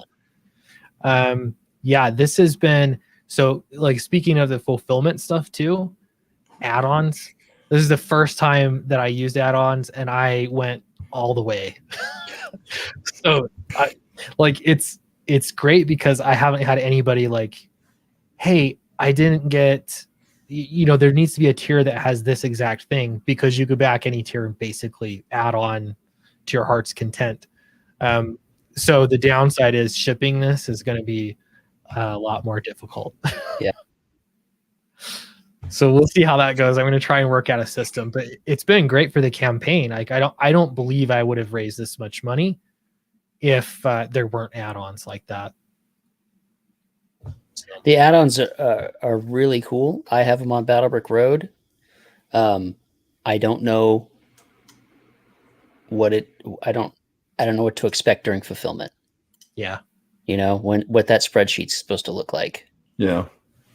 Yeah. I talked to somebody that did it, and he was saying that he made, generally like you would get like, okay, we got this tier here, the top tier. I'm gonna print off the list of everybody. We'll count out how many of these we need to package, and we'll package them all the same, and then slap the labels on them. He did the same thing, but he had to go through the Excel sheet and then add collector's bundles that added on the Alterna pack, and then he would, ship all those as a different set. So it takes more planning ahead of time, but I guess you could still do it in a similar way. It's just going to add another step. Michael, what do you think about this? I've got no idea. I just dropped in. What's going on? Perfect. Well, we're closing off the campaign. Would you look at this? 41,224. Michael Bancroft. Beautiful. Except I don't know what that means. I only know if it's in dollary dues. So it looks pretty good. That's a good point. I don't know what this equates to in dollary dues, but it's probably about 59,000 is my guess. I'm going to look that up now and see how accurate I am. All right. Yeah. Let's see. 41,224 USD to AED is. It's 55 and a half. Beautiful. Respectable. 55 and a half dollary dues. Love that. Dues. 3 hours left. And this was the biggest surprise of the night, is that backers were coming in. It was going well. We crossed the 40K mark, which was huge. And so people are getting those standees when they back the collector's bundle. But we were just talking about this original cover art. We're like, I don't know if it's going to sell. $1,000 is a lot. A lot of people want it, but it's $1,000. And then somebody bought it. So crazy. Wonderful. Yeah. Excellent. It's been really cool. Yeah. Those moments are awesome when you sell those big ticket items. It's a nice time. Yeah. Yeah. Especially at the end here. It was just I don't know. It was a nice bump. Rob says, "Oh, Bancroft is on." ... Yeah, Snuggie feels bad. He says, "F that guy." Whoever whoever it is that purchased the cover. I do appreciate you, whoever it is. Next time, I guess there's original art, people will have their trigger fingers ready. So, But did Eric leave when he found out Bancroft was here, Clint? it looks like it, and then He he does came. that. What's He up came with that? came back, and then he left again. Damn it, Bancroft. What's up, Leroy? I haven't spoken with you in a little while. Yeah, I was watching sumo. But the As in the Yokozuna is not going wrestling? to. Yeah, he's not. No, like sumo wrestling. It's the Grand Sumo July tournament. I wasn't aware, unbelievably. Yeah, I didn't know. Mm-hmm. How so as a spectator sport, how does sumo, I don't know, like do you have your favorite sumo wrestler, or is it just about the journey? Like you just go there and like You pick up favorites. Look, I spend a lot of time in Japan, so They're Yeah. huge celebrities over there, man. they are. Well, some of them are. Yeah. The big ones, yeah. They're all big, aren't they? The big No, ass. no, Those not little all of ones? them are like huge lard asses. Actually, some of them look underfed. When I mean, and the reality is that they're still big men, but in comparison, it's like, what happened? Hmm. Well, it looks like a sumo took out Eric's internet. That's Yeah, a it was the Yokozuna Hahuka, whatever. Yeah, because With the Yokozuna. I'd have to look far up. You could have just made up anything and I would have believed you. No. That sounds It dangerous. is. That's his name. The only Yokozuna right now. That's his name. Awesome. Kid you not? That's crazy. It makes me want to have some sushi. Mm-hmm. Well, Sashimi. I like sumo, but I still don't like Mango Bancroft. So there you go. I was saying mango today, and I didn't even know. Oh no. Yeah, I think what happens is when we connect the word mango with something else afterwards, we just sort of blend them together, and it becomes mango. Manger. I like Yeah. your Ohio accent better, Bancroft. Manger. Oh, yeah, I remember now.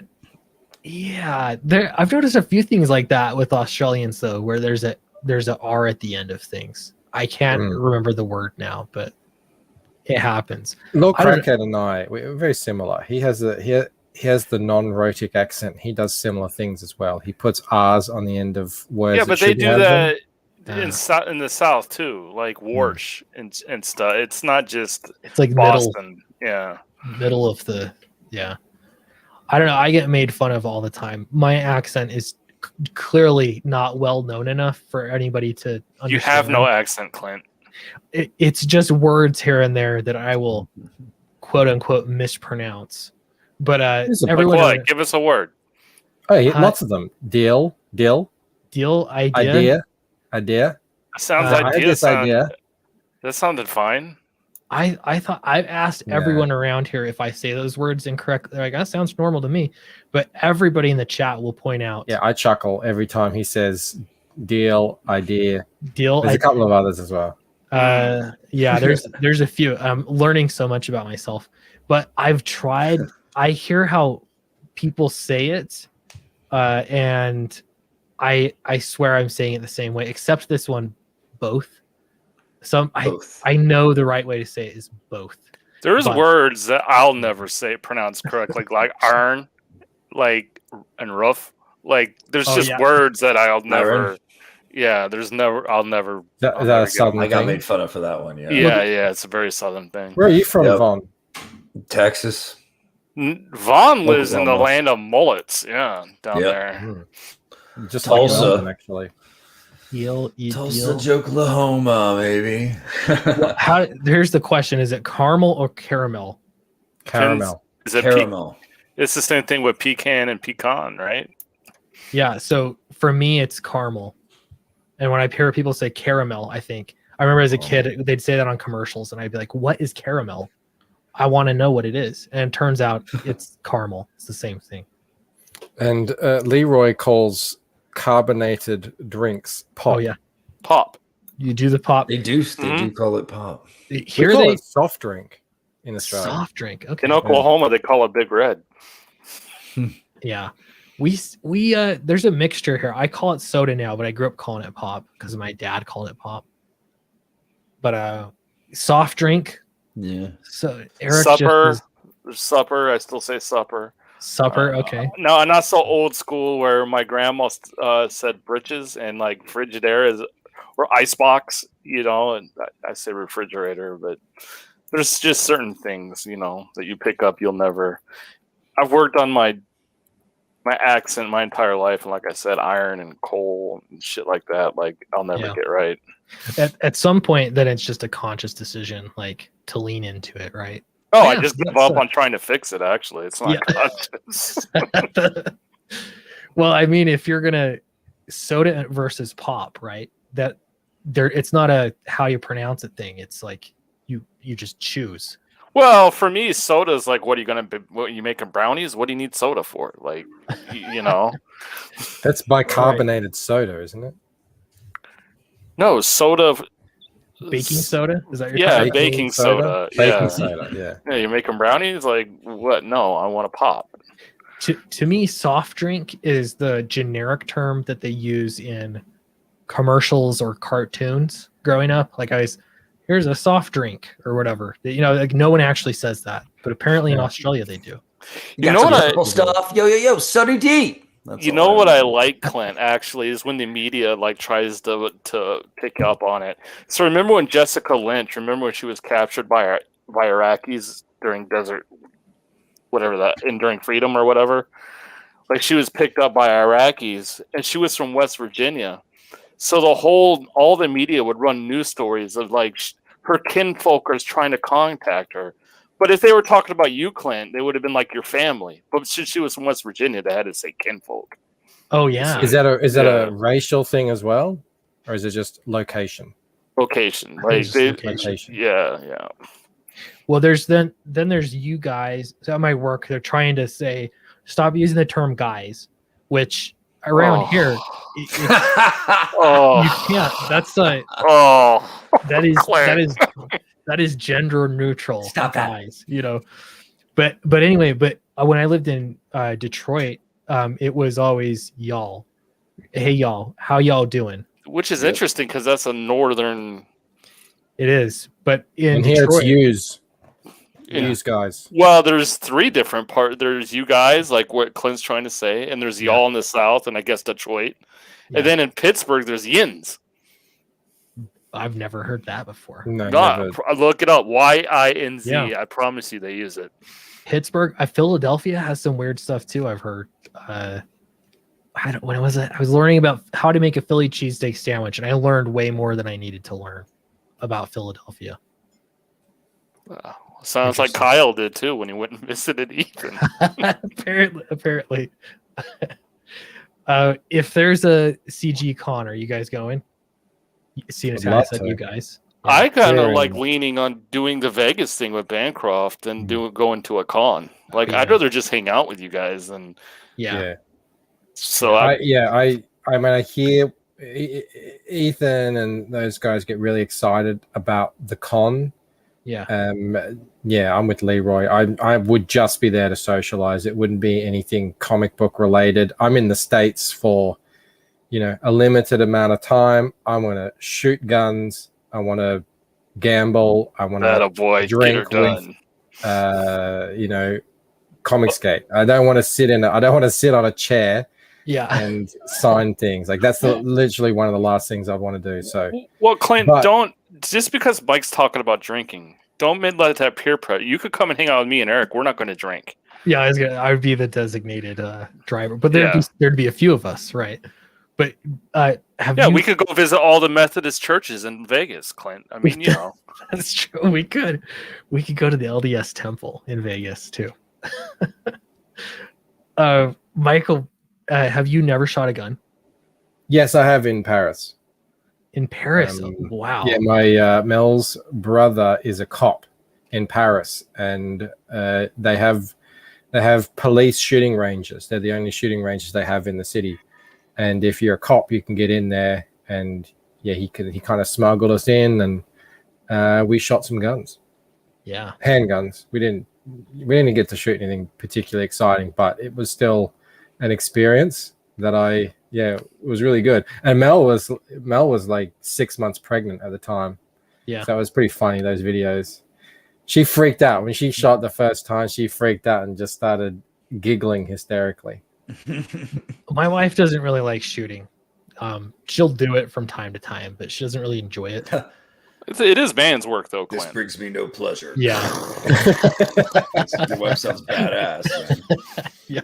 I found out a couple days ago that Shane, who's pretty whiskey tango himself, actually took Yanzi to a class to learn to shoot a shotgun. And I'm like, dude, there's no class. You just point. And you know, like it's a shotgun. That's the Hold point. it the right way. Yeah.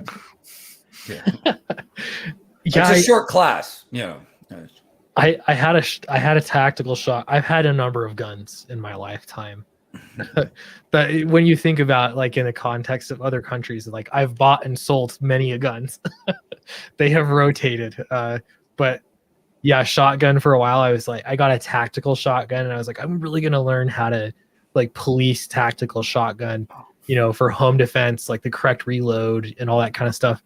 And then I decided I just like my handgun better, so I don't use it anymore. Speaking of guns, how's your campaign going there, Mr. Stoker? Very well. Speaking of guns, I can refresh it. I don't think I saw any new ones come through. There we go. It is getting late, but fantastic night. I think we started the day off at 38,000, or it was like late last night or early this morning, 38,000, and so it was like, great. I hope we can get to 40. We'll see what happens. And here we are sitting at 41. And it's been, I don't know, crazy night.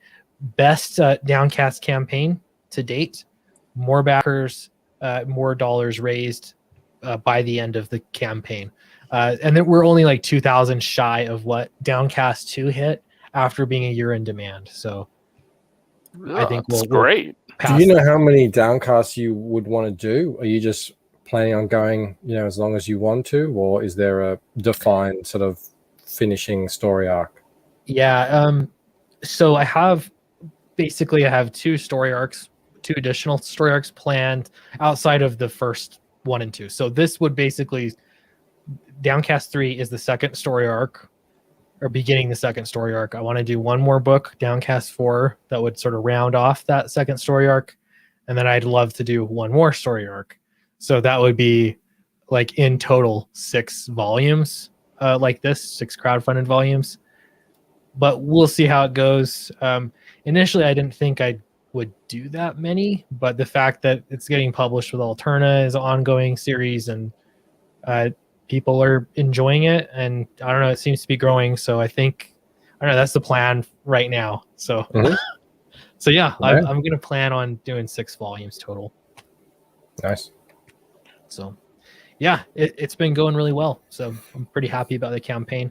I think people are really going to like this book. Thank you, Ronnie. Mortal V says, all shill on Jack.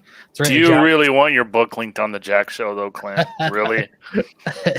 you can go ahead and drop the link. That's fine. I remember when I was promoting Fatal, I was like, hey, do you guys think I could get on the Jack show? You know, I was asking everybody. And then I was kind of thinking about it, like, I don't know if I should. And then Kelsey's like, hey, man, Cecil doesn't want you to come on the Jack show. So I was like, okay, all right. He was just trying to preserve your innocence. Yeah. I mean, it's one of those things that I totally get it. For them, I'm kind of a wet blanket. You're a liability, Clint. I don't improve things for them, so I get it.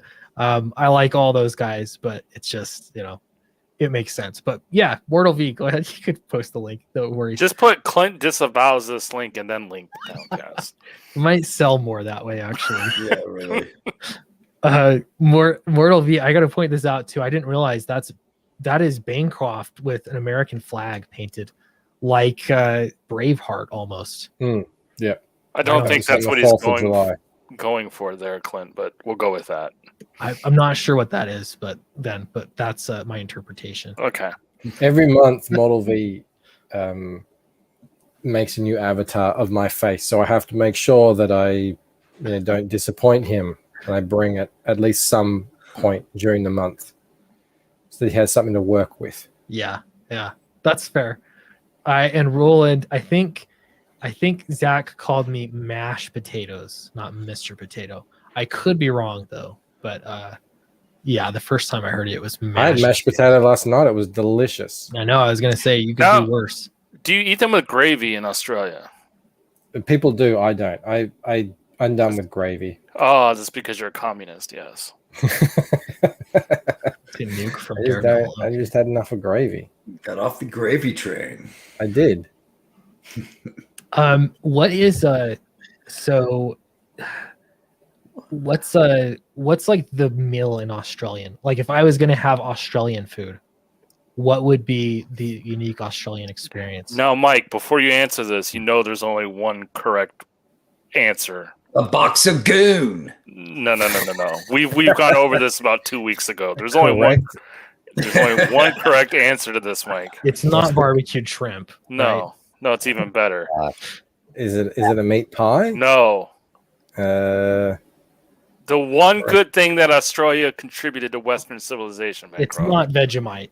It can't be, right? No, it wouldn't be Vegemite. What's the Very one good. good thing? What did we talk about? There's a one good thing. Golden remember Gate. this. A times. Is that It comes from a That's the steakhouse, dessert. Bancroft. Oh, the bloomin' onion. That's Oh, it. God. It's an American. That's why I can't remember staple. it because wait? no, not a bloomin' onion. Although that did look delicious. I mean, It's Australia's deep national flavor. food, Eric. yeah. Everybody I knows know. that. I know. You would have a meat pie, which is it's about the size of I guess it's the size of like twice the size of a hockey puck, I suppose. And you can put steak or mushrooms or whatever in there. We also, I mean, there's nothing that's really uniquely Australian. We just eat other people's cuisines.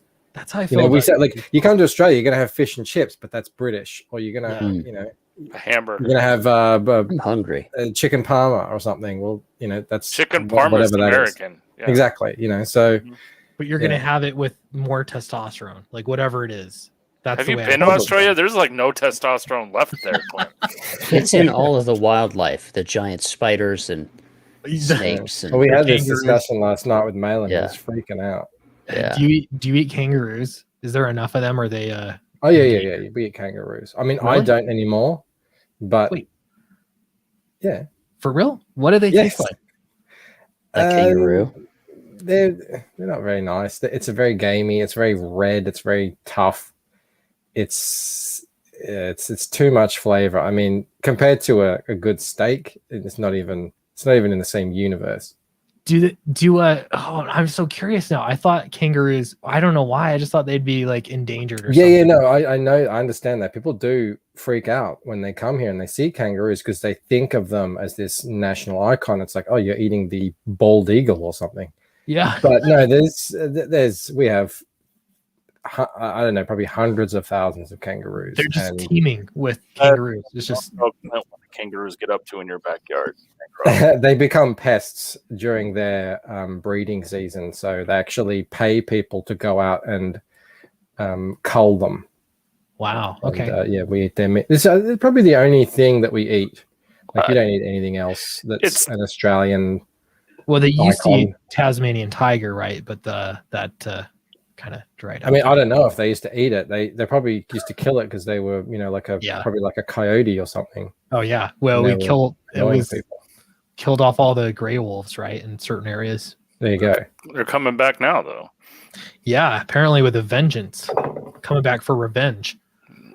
I would compare to I've Come read again. stories, Clint, and I would say that kangaroos are much like feral hogs in Oklahoma and Texas. Yeah, that's great. Well, I told you when I was watching that documentary about the fires, and they had like video footage of just kangaroos running, just coming out of the forest and jumping into, I don't know if it's the ocean or bodies of water. And I didn't realize that kangaroos were just filled.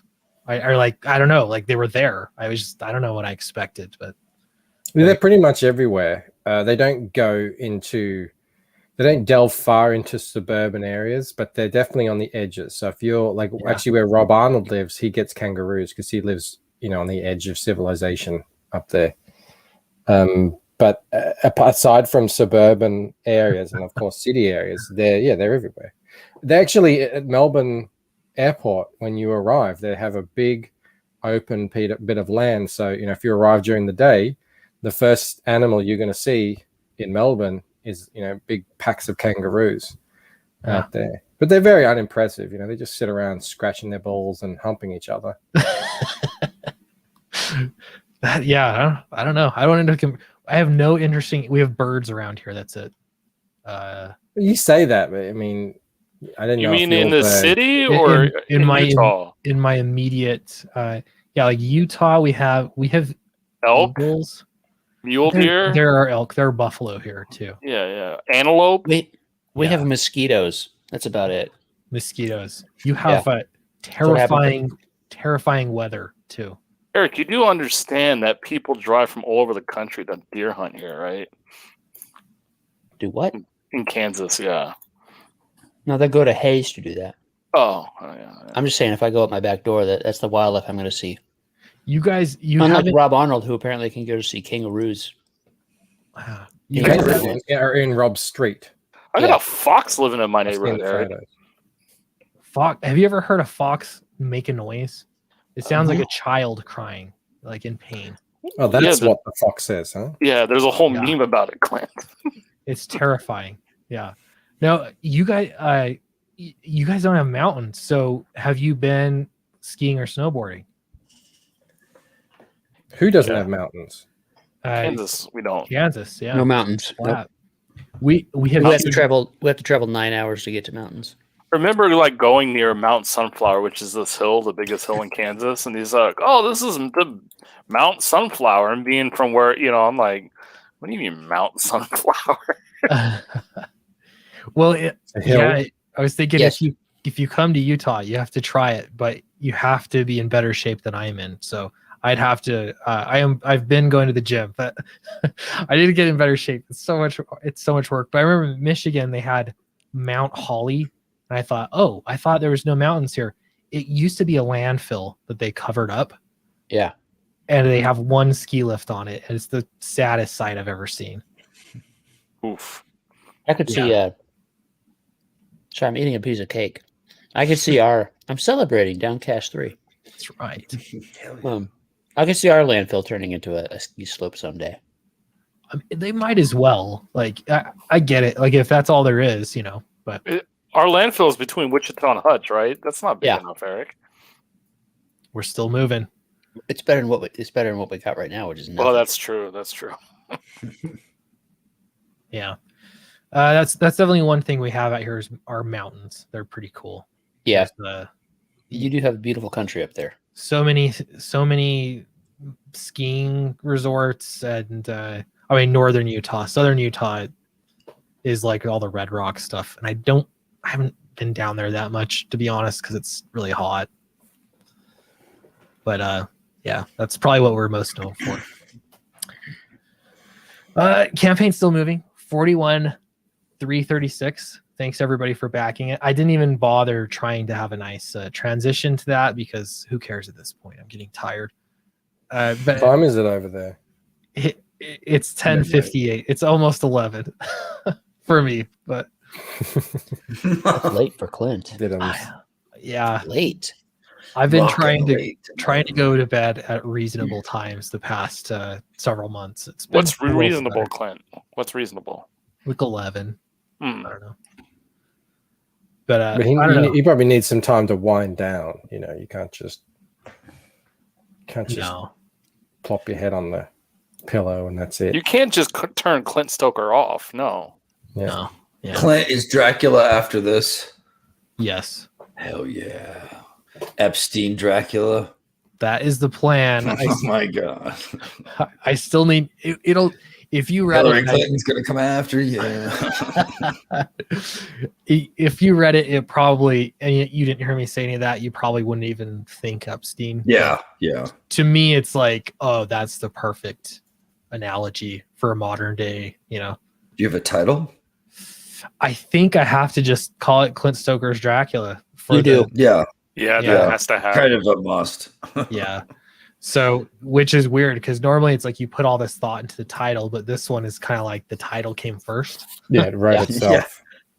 Exactly. Mandated. Yeah, exactly. Sounds right to me.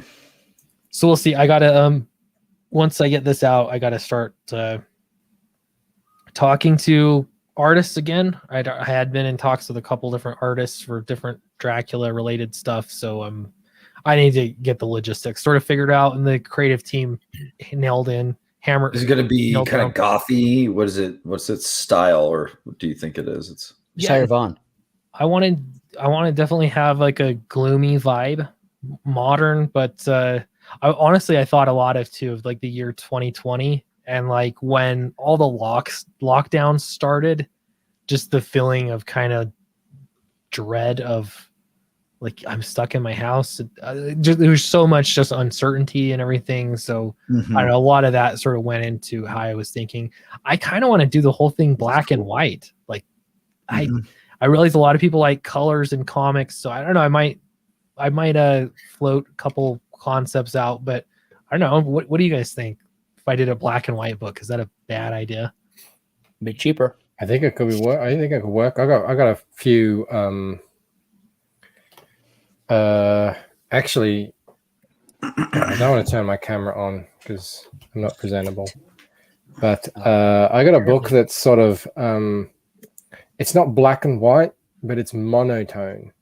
It is colored, but it's all kind of blues and monochromatic with just a few Lucid, highlights of yeah, it is a bit like that. It's a few highlights of oranges and stuff like that, but it's very washy. It looks great. It's perfect for the story that it is. Yeah. Take a look at the Chinook, Clint. That's true. That's black and white with red blood. I think. Yeah. Well, that's a great one. I was going to say, look at Red Sonja, black, white, and red. Okay. That's they do. It seems like it might work well. These are all great ideas. Yeah, it's not so much about printing in color. It's just, to me, it seems like that might be the right feel for the story, Yeah. So, I don't know. Yeah. It's a great idea. Yeah, Richard says, let's see. Richard Hill says horror comics should be black and white, especially with Dracula. Will your Dracula have a creepy mustache? We don't have a character design yet, but I want to make sure it's a fantastic character design. It's got to hold up to Dracula. So no Affliction T-shirts or anything like that, then? Will he sparkle? Definitely not. He'll be the Ed Hardy. Yeah, he's got to be. To me, this is horror, so I want to really lean into that. Yeah, horror. Oh, all right. Okay, horror. All right, sorry. Horrors. Who was? So yeah, that's coming next. We will see. I still have a lot of things I need to finalize as far as creative team goes, and exactly the creative direction for the script have changed a few times, like I've said, but I think for the better. So it's actually been one of those things. You guys are like working on a story and you have to sideline it, and it ends up giving you enough time to kind of rethink it, and then you're like, oh yeah, I wish I would have thought of this initially. You know what I mean? Yeah. Like the time and the space has actually given you some better insight onto it. So this is definitely one of those examples. So that's the only way I can write. Yeah. If I write something, I think, oh, this is really cool, and then I come back to it months later, and I'm like, oh, this is dog shit. Like, what is this? Yep. And then I gotta like, oh, I guess I have to fix things. Yeah. When I'm in the moment, it all seems great, and then the harsh light of time gives you the reality. A cruel mistress. Mm-hmm. Mortal V trying to troll, and it's not working. I saw you said nice transition, but we all know it wasn't a nice transition. No, he was saying no bites on his link in the Jack show. He's trying to get those referrals, Clint. Yeah. I gotcha. I understand. Well, we did get a backer. I don't know how long ago it was, but we got that last backer. I'm not sure. This stream has been kind of whatever. I'm not like super pushing the book. I mean, we're looking at the book, but we're just talking and having a good time. It's a celebration. Exactly. Yeah. So, but yeah, we picked Speaking up a of backer. celebrations, Oh, what's this? 6 a.m. just shared something. Oh yeah. Cast Sweets entering the ring, guys. Look at your specific action there. You're looking very svelte there, Clint. Very Look at thin. that. Yeah. Good energy, Clint. Good energy. Yeah. Feeling ready to go. We passed 40K Who are you on fighting? Downcast Who 3. you up Yep. I love that he's got Some like celebrating. I'm all branded up too. Yeah. I've never seen you this excited ever, Clint. You are pumped. I got ready to go. This this is how you celebrate 40K. Yeah. Yes. Oh, Mark Polton is there. you gotta rip his headphones off. Oh no! I hope he's a monster. Like just massive. This is so funny. So this is a PS4 game? He is too. Look, he's huge. Oh, I'm That's getting great. beat. Oh, All right in the bits. What's he doing up Okay, there? comeback time. Here we go. Wow. Lift up tug. The suplex. You've been lifting. Ouch. That's hilarious. He's getting beat down. Holds that Reverse enough. it. Reverse it. There you go. Oh, reverse. Oh, yeah. Oh, Mm. that's your That's writing, your writing arm. arm too. Oh no. Oh, my spleen's hurting. Oh, That makes sense. That makes sense. That was beautiful. Tug wins. I love that he's doing that. I've got a kick out of every single one of those videos that I've seen. yeah. That's great. He's gonna have a whole full roster pretty soon. Mhm. Yeah, he's not even halfway through, I don't think. That's wild. I love it though. Yeah, that's pretty great. I don't know. So is it the game that just allows you to customize to that level, or is he like hacking it somehow? Do you guys know? I got no idea. I imagine, there's like facial sort of software that in the game that you can adjust, It's And very tinker with. customizable these days. and you could put in whatever graphics you want Yep. that have preloaded That's cool. actions. I mean, that's what I'm imagining. Yeah, that makes sense. It's kind of amazing how close he can get. He did one first, probably running mods to access unique assets. Yeah, I wouldn't even know. I think it's I think on PC you can mod it. Yeah, I would imagine it's a PC version. Okay, interesting. Pulling your faces. Yeah, that's cool. The first one he did of me was he just posted an image and it was Uncanny Valley. I don't know. It was just something was slightly off, but it was pretty funny. We're laughing about it. I'm just checking Twitter again real quick. Cool. Everyone sharing the campaign. That is really helpful. Including Leroy. Thanks, Leroy.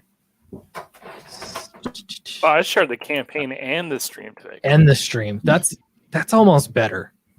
Yeah. Because then they can come in here and be convinced by, I don't know. Eric. Yeah. I mean, Eric, that's what's Yeah. happening. I've been so talkative. I'm surprised my internet is working. Like my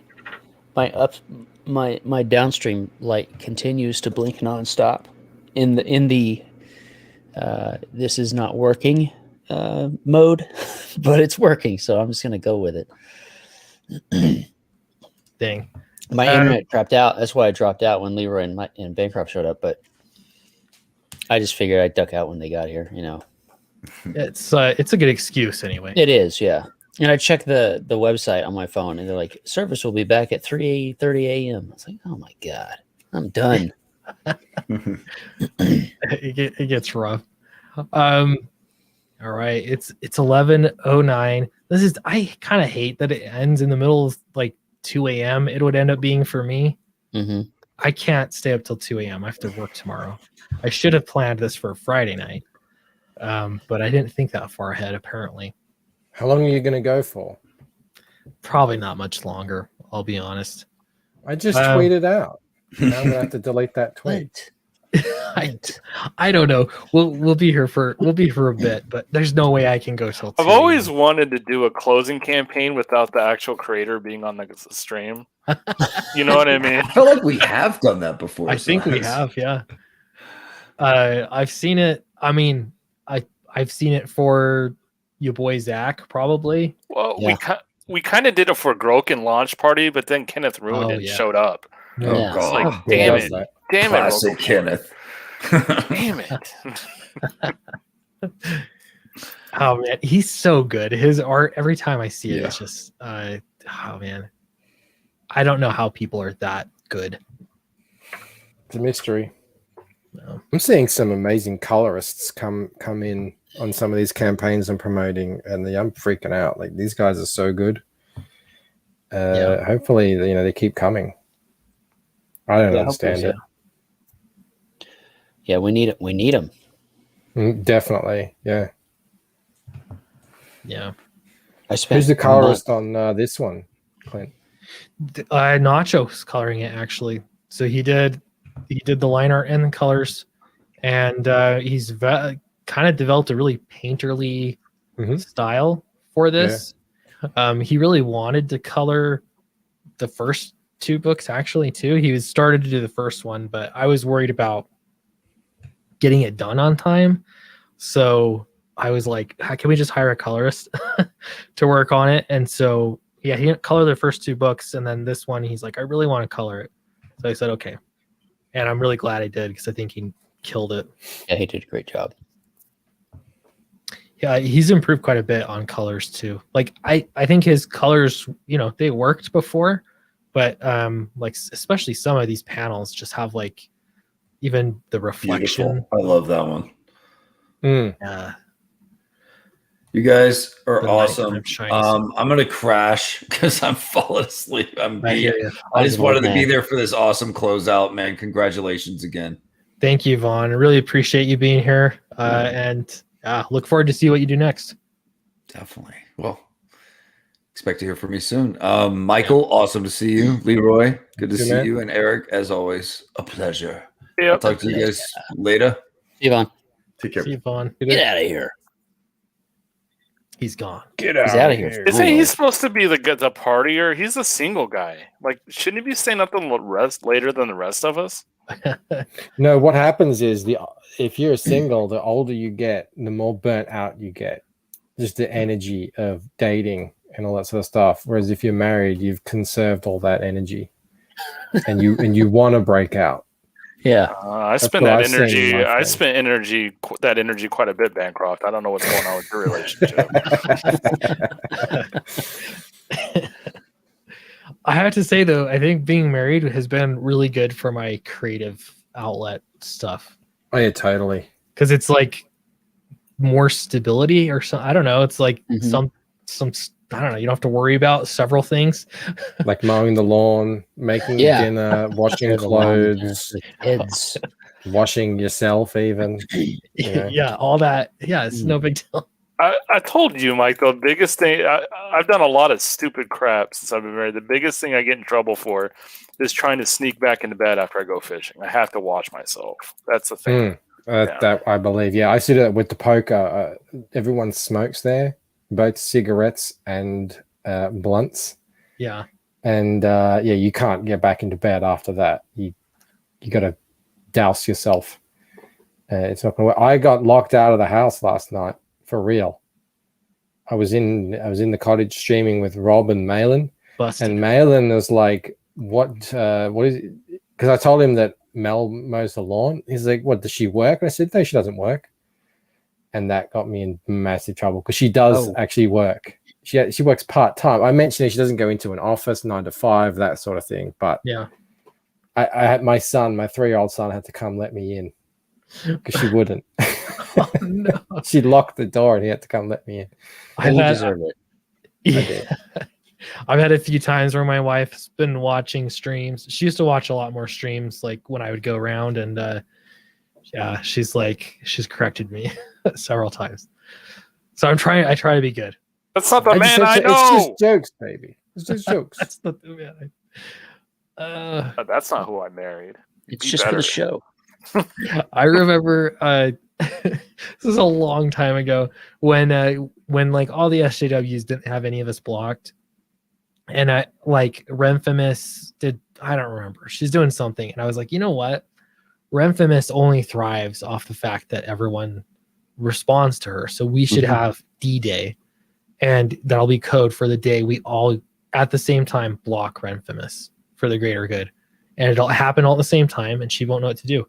And so I made a video like talking about that, and people in the comment section were like, yeah, let's block Renfamous. And then one person said, Clint, I don't know, this doesn't seem like the right. Are we any better than them if we plan like weird tactics to get at them, you know? And it kind of like, oh, made me feel a little bad. And then my wife read it, and she's like, yeah, I agree with this guy. You shouldn't do that, Clint. You should take the video down. That was, again, it was such a long time ago, but she was disappointed at me. So I deleted the video. Do our armies fight with weapons that the other armies fight with? Well, it was, I don't We know. need to. It's we the have con. our- Waging war is man's business. You don't need That's the right. women, They need to getting be making involved us with their sandwiches. compassion Yeah, we get hungry. and kindness and all this sort of stuff. They don't understand. We're in a culture war here. Yeah. Well, So actually, Mel does understand. She's pretty brutal. Oh yeah, I have to keep Mel off the internet. Yeah, She yeah. want me to go harder. I got a professional. I'm trying to build a professional reputation here. Yeah. That's what I always say. Like people follow Mel, because she hangs around, and then she just tells me, "Oh, Kenneth Roquefort just followed me." I'm like, "Oh shit." Not another one. What are you writing now on Twitter? That's funny. Um, There's a Charlie Snowden's funny story when he was sort of like, we're getting ready to launch Fatal. It was probably a few months before launch. He had like his wife and his sister-in-law were both on Twitter, and I talked to them a little bit, and his sister-in-law was like, man, I'm so into this, and like she used to be on the left politically, and if I remember well, yeah, anyway, she's on the left politically, and then she's just like, nope, I changed my mind, I've been red pilled. And so she was on Twitter every day. She got suspended like every day on Twitter, and I think her account got deleted. Like, she was so into it for a little while there. She didn't last very long, but I was like, wow. Crash and burn, man. I love it. I love it. bread They're is- the best. bread- I love people Yeah. who are just realizing for the first time in Yeah. their lives that this whole narrative that's being spun is all just media concocted BS. And when they finally, after all this time, peek through the haze and see it, it's great. I love Get shot out oh, of a yeah. cannon. the energy, because it must be pretty shocking Thank you, Kiki. to see that. The Absolutely. people come into Comicsgate, ready to fight. Yeah. That's how it started. And, yeah. And after And 2 a lot of years, us you're here- like, Yeah. yeah. It's mellowed out a lot, but yeah, I Yeah. remember. I mean, my early days were different than I came in. I feel like it was later, but I've been around for years. So, but when I came in, it was right. The Mark Wade lawsuit had just been a thing. It had just been announced, and yeah, that's when I started. That's when I learned about everything. And I don't know. It was just cool to see like, oh, there's all these like-minded people, because this is kind of stuff had bothered me for some time, but it was like, oh, whatever. The problem is, Clint, is when you get to where we are, it's like, and then somebody says Star Wars, you're like, oh, do we have to? I know. Yeah, because they've been by themselves, and they just Yeah. thought they were going crazy because everyone is going out there talking about, oh, it's so awesome, all this great stuff, and and they feel like they're going crazy. There's no one else, and then they find this group of people. So I understand why they do want to get really gung-ho about it all. But yeah, we've been here, years. We've said everything I think that needs to be said 100 times over. Yeah, it's the James Franco at the gallows meme. I'm not familiar with that one. Where he's at the gallows. He's like, yeah. first time? Yeah. Oh yeah. I it's funny. I had a friend I play games with from time to time. He's like, man, we got on the topic of Star Wars, and he's like, he's like, don't hate me, but I really hate the new Star Wars movies. And I was like, oh, do you? And did you tell him to leave and call him a bigot? He's like, I could really go off on it, but I won't. And I was like, oh no, go ahead and do it. Let's see. And I was like, yep. I don't know. It was just cool to hear from someone else. But did you give him Ethan's channel and told him to tune in? I should. Ethan's not really doing much of the Star Wars stuff nowadays, but there's he has so much content out there on Star Wars already for sure. Yeah. We kind of just laughed about it, but some of the corporate stuff I just learned on the Joe Rogan podcast. Actually, they're saying that there's some kind of, I forget what it's called. It's like some kind of governing body that, have you heard about this? Where they basically rate companies for how investable they are. Mm-hmm. And because investors use this like index or whatever to sort of look into investments, this governing body started to rank companies on their diversity and inclusion initiatives. Mm-hmm. And so it's directly tied to what rank they get for this investment business. For ads. Is that what it's called? Yeah. There's an investor that was on with, I always forget this guy's name, the Canadian who started Vice and got kicked off of everywhere. Gavin McInnes. Gavin McInnes interviewed him. He's made a killing betting against woke companies over the last 10 years. So he finds the woke companies and he bets against them and he makes a killing. It only makes sense. You just got to track who hires to their head of HR somebody with like a women's studies degree or whatever. Then that's how you game the system, Mike. And it's quick too. It's like in some cases it's like a year or less than a year once they have someone in HR or on the board. Sometimes Gillette lost $700 million at one point before they course corrected. So it's real. It really does happen. I mean, I think Nike as well. Nike, I think they lost a bunch of money. Yeah. After the whole shoe and Colin Kaepernick thing. Yeah. It is pretty crazy.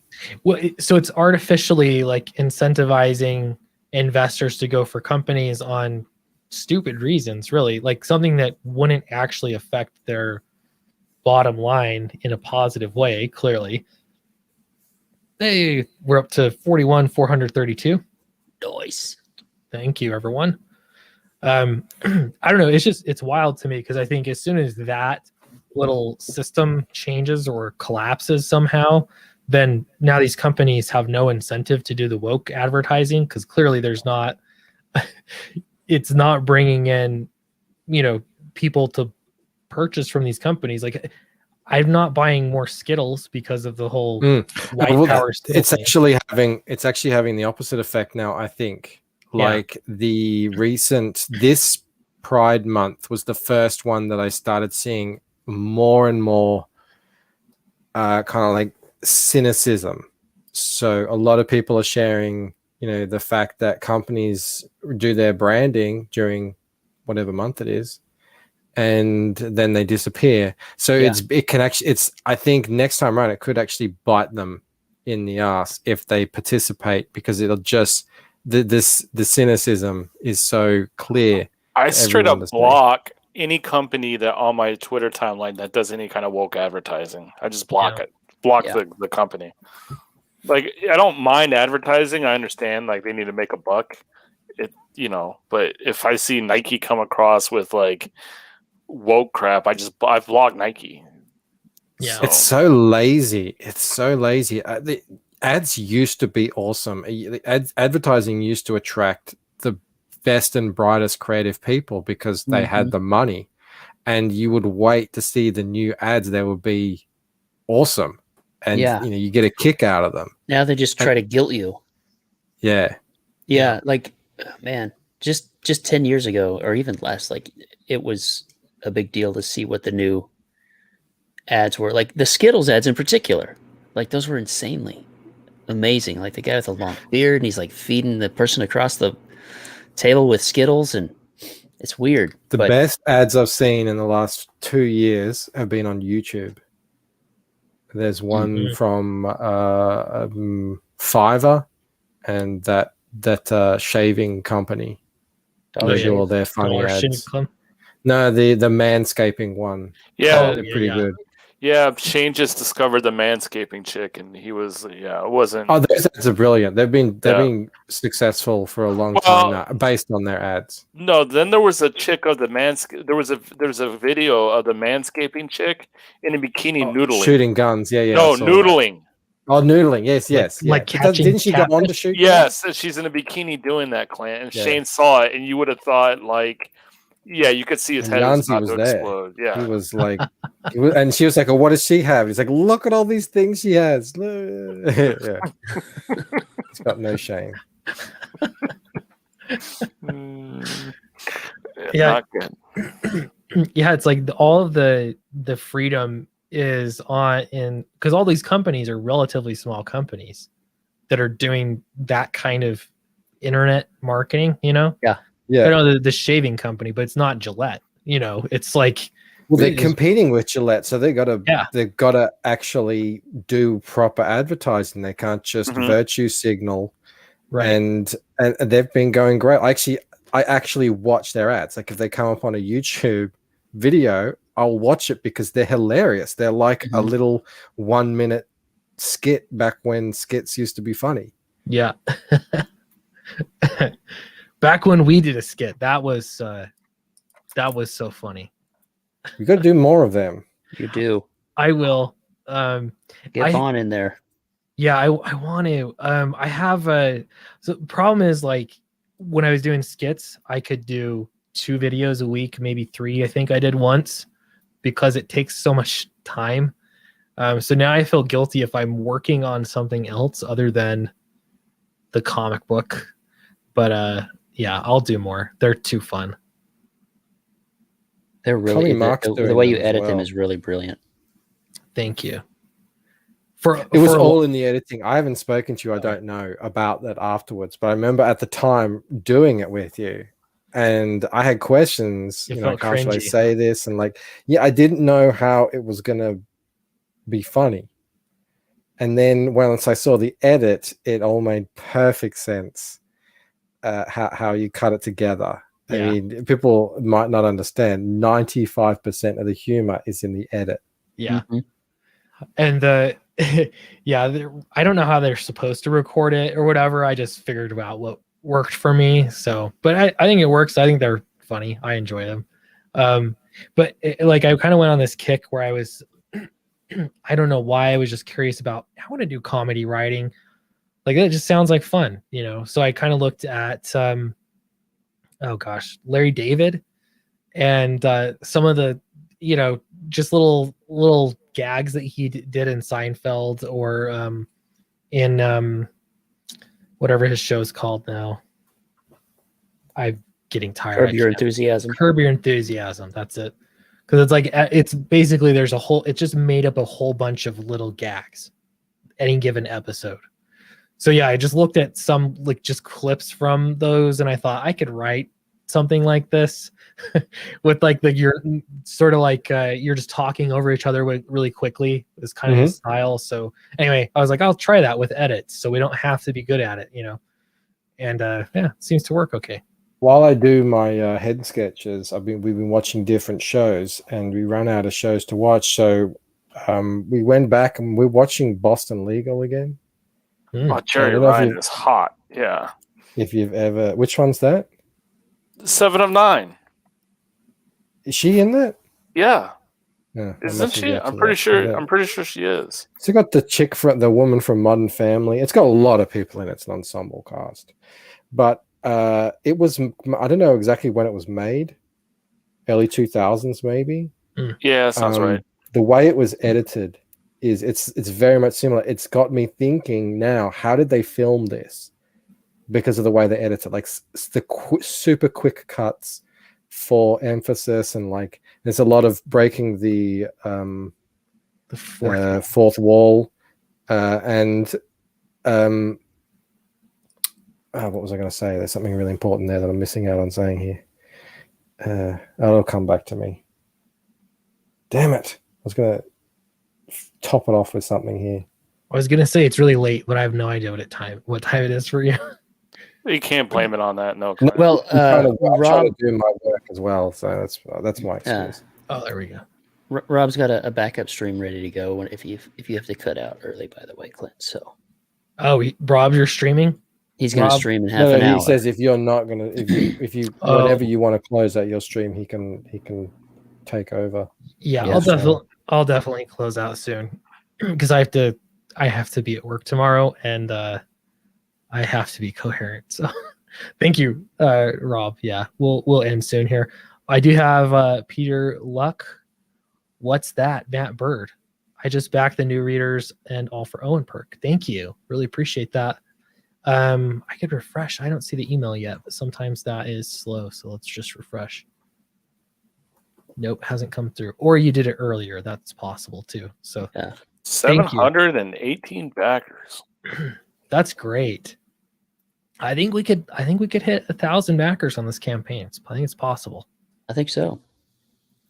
You have to go begging to get on streams, but it's possible. I mean, there's people begging Clint to get on streams. Actually, here.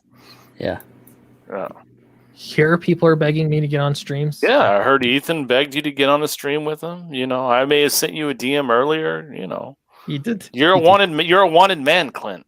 Yeah, I appreciate everyone's support. No, totally. I mean, yeah, I don't know. I'm streaming this one. My big experiment was just I want to see what my YouTube channel. I still streamed quite a bit over the past several weeks, but I don't know. I just wanted to see how I'm capable of getting the word out with my size of YouTube channel, and I don't know. It seemed to work okay. So, build that audience, keep it. Can I just? I remember my Boston legal thing. First of all, that Jerry Ryan was in one episode at the end. He's in the finale, I think. But I just wanted to say, it came out in 2004. It is so not politically correct. I mean, political correctness was in a dip at that point in time. It was really big in the 90s. It dipped down and obviously came back in the 2010s. But they were really going hard on it, and they pushed the boundaries. It is so enjoyable to watch and to be able to laugh at these things that are now total sacred cows. Like there's literally a guy who wears a wig and pretends to be a woman, and everyone calls him out for it. That's a main character of the show. And there's all kinds of things that they have white supremacists come in and they have to defend them, and it's hilarious. And all this, it is so politically incorrect. It's so refreshing. You got to go. It's like reading back issues of comics. You got to go back into the past to find an enjoyable TV show. Yeah. When they could just do whatever they wanted. Now it's I don't even know what TV shows are now.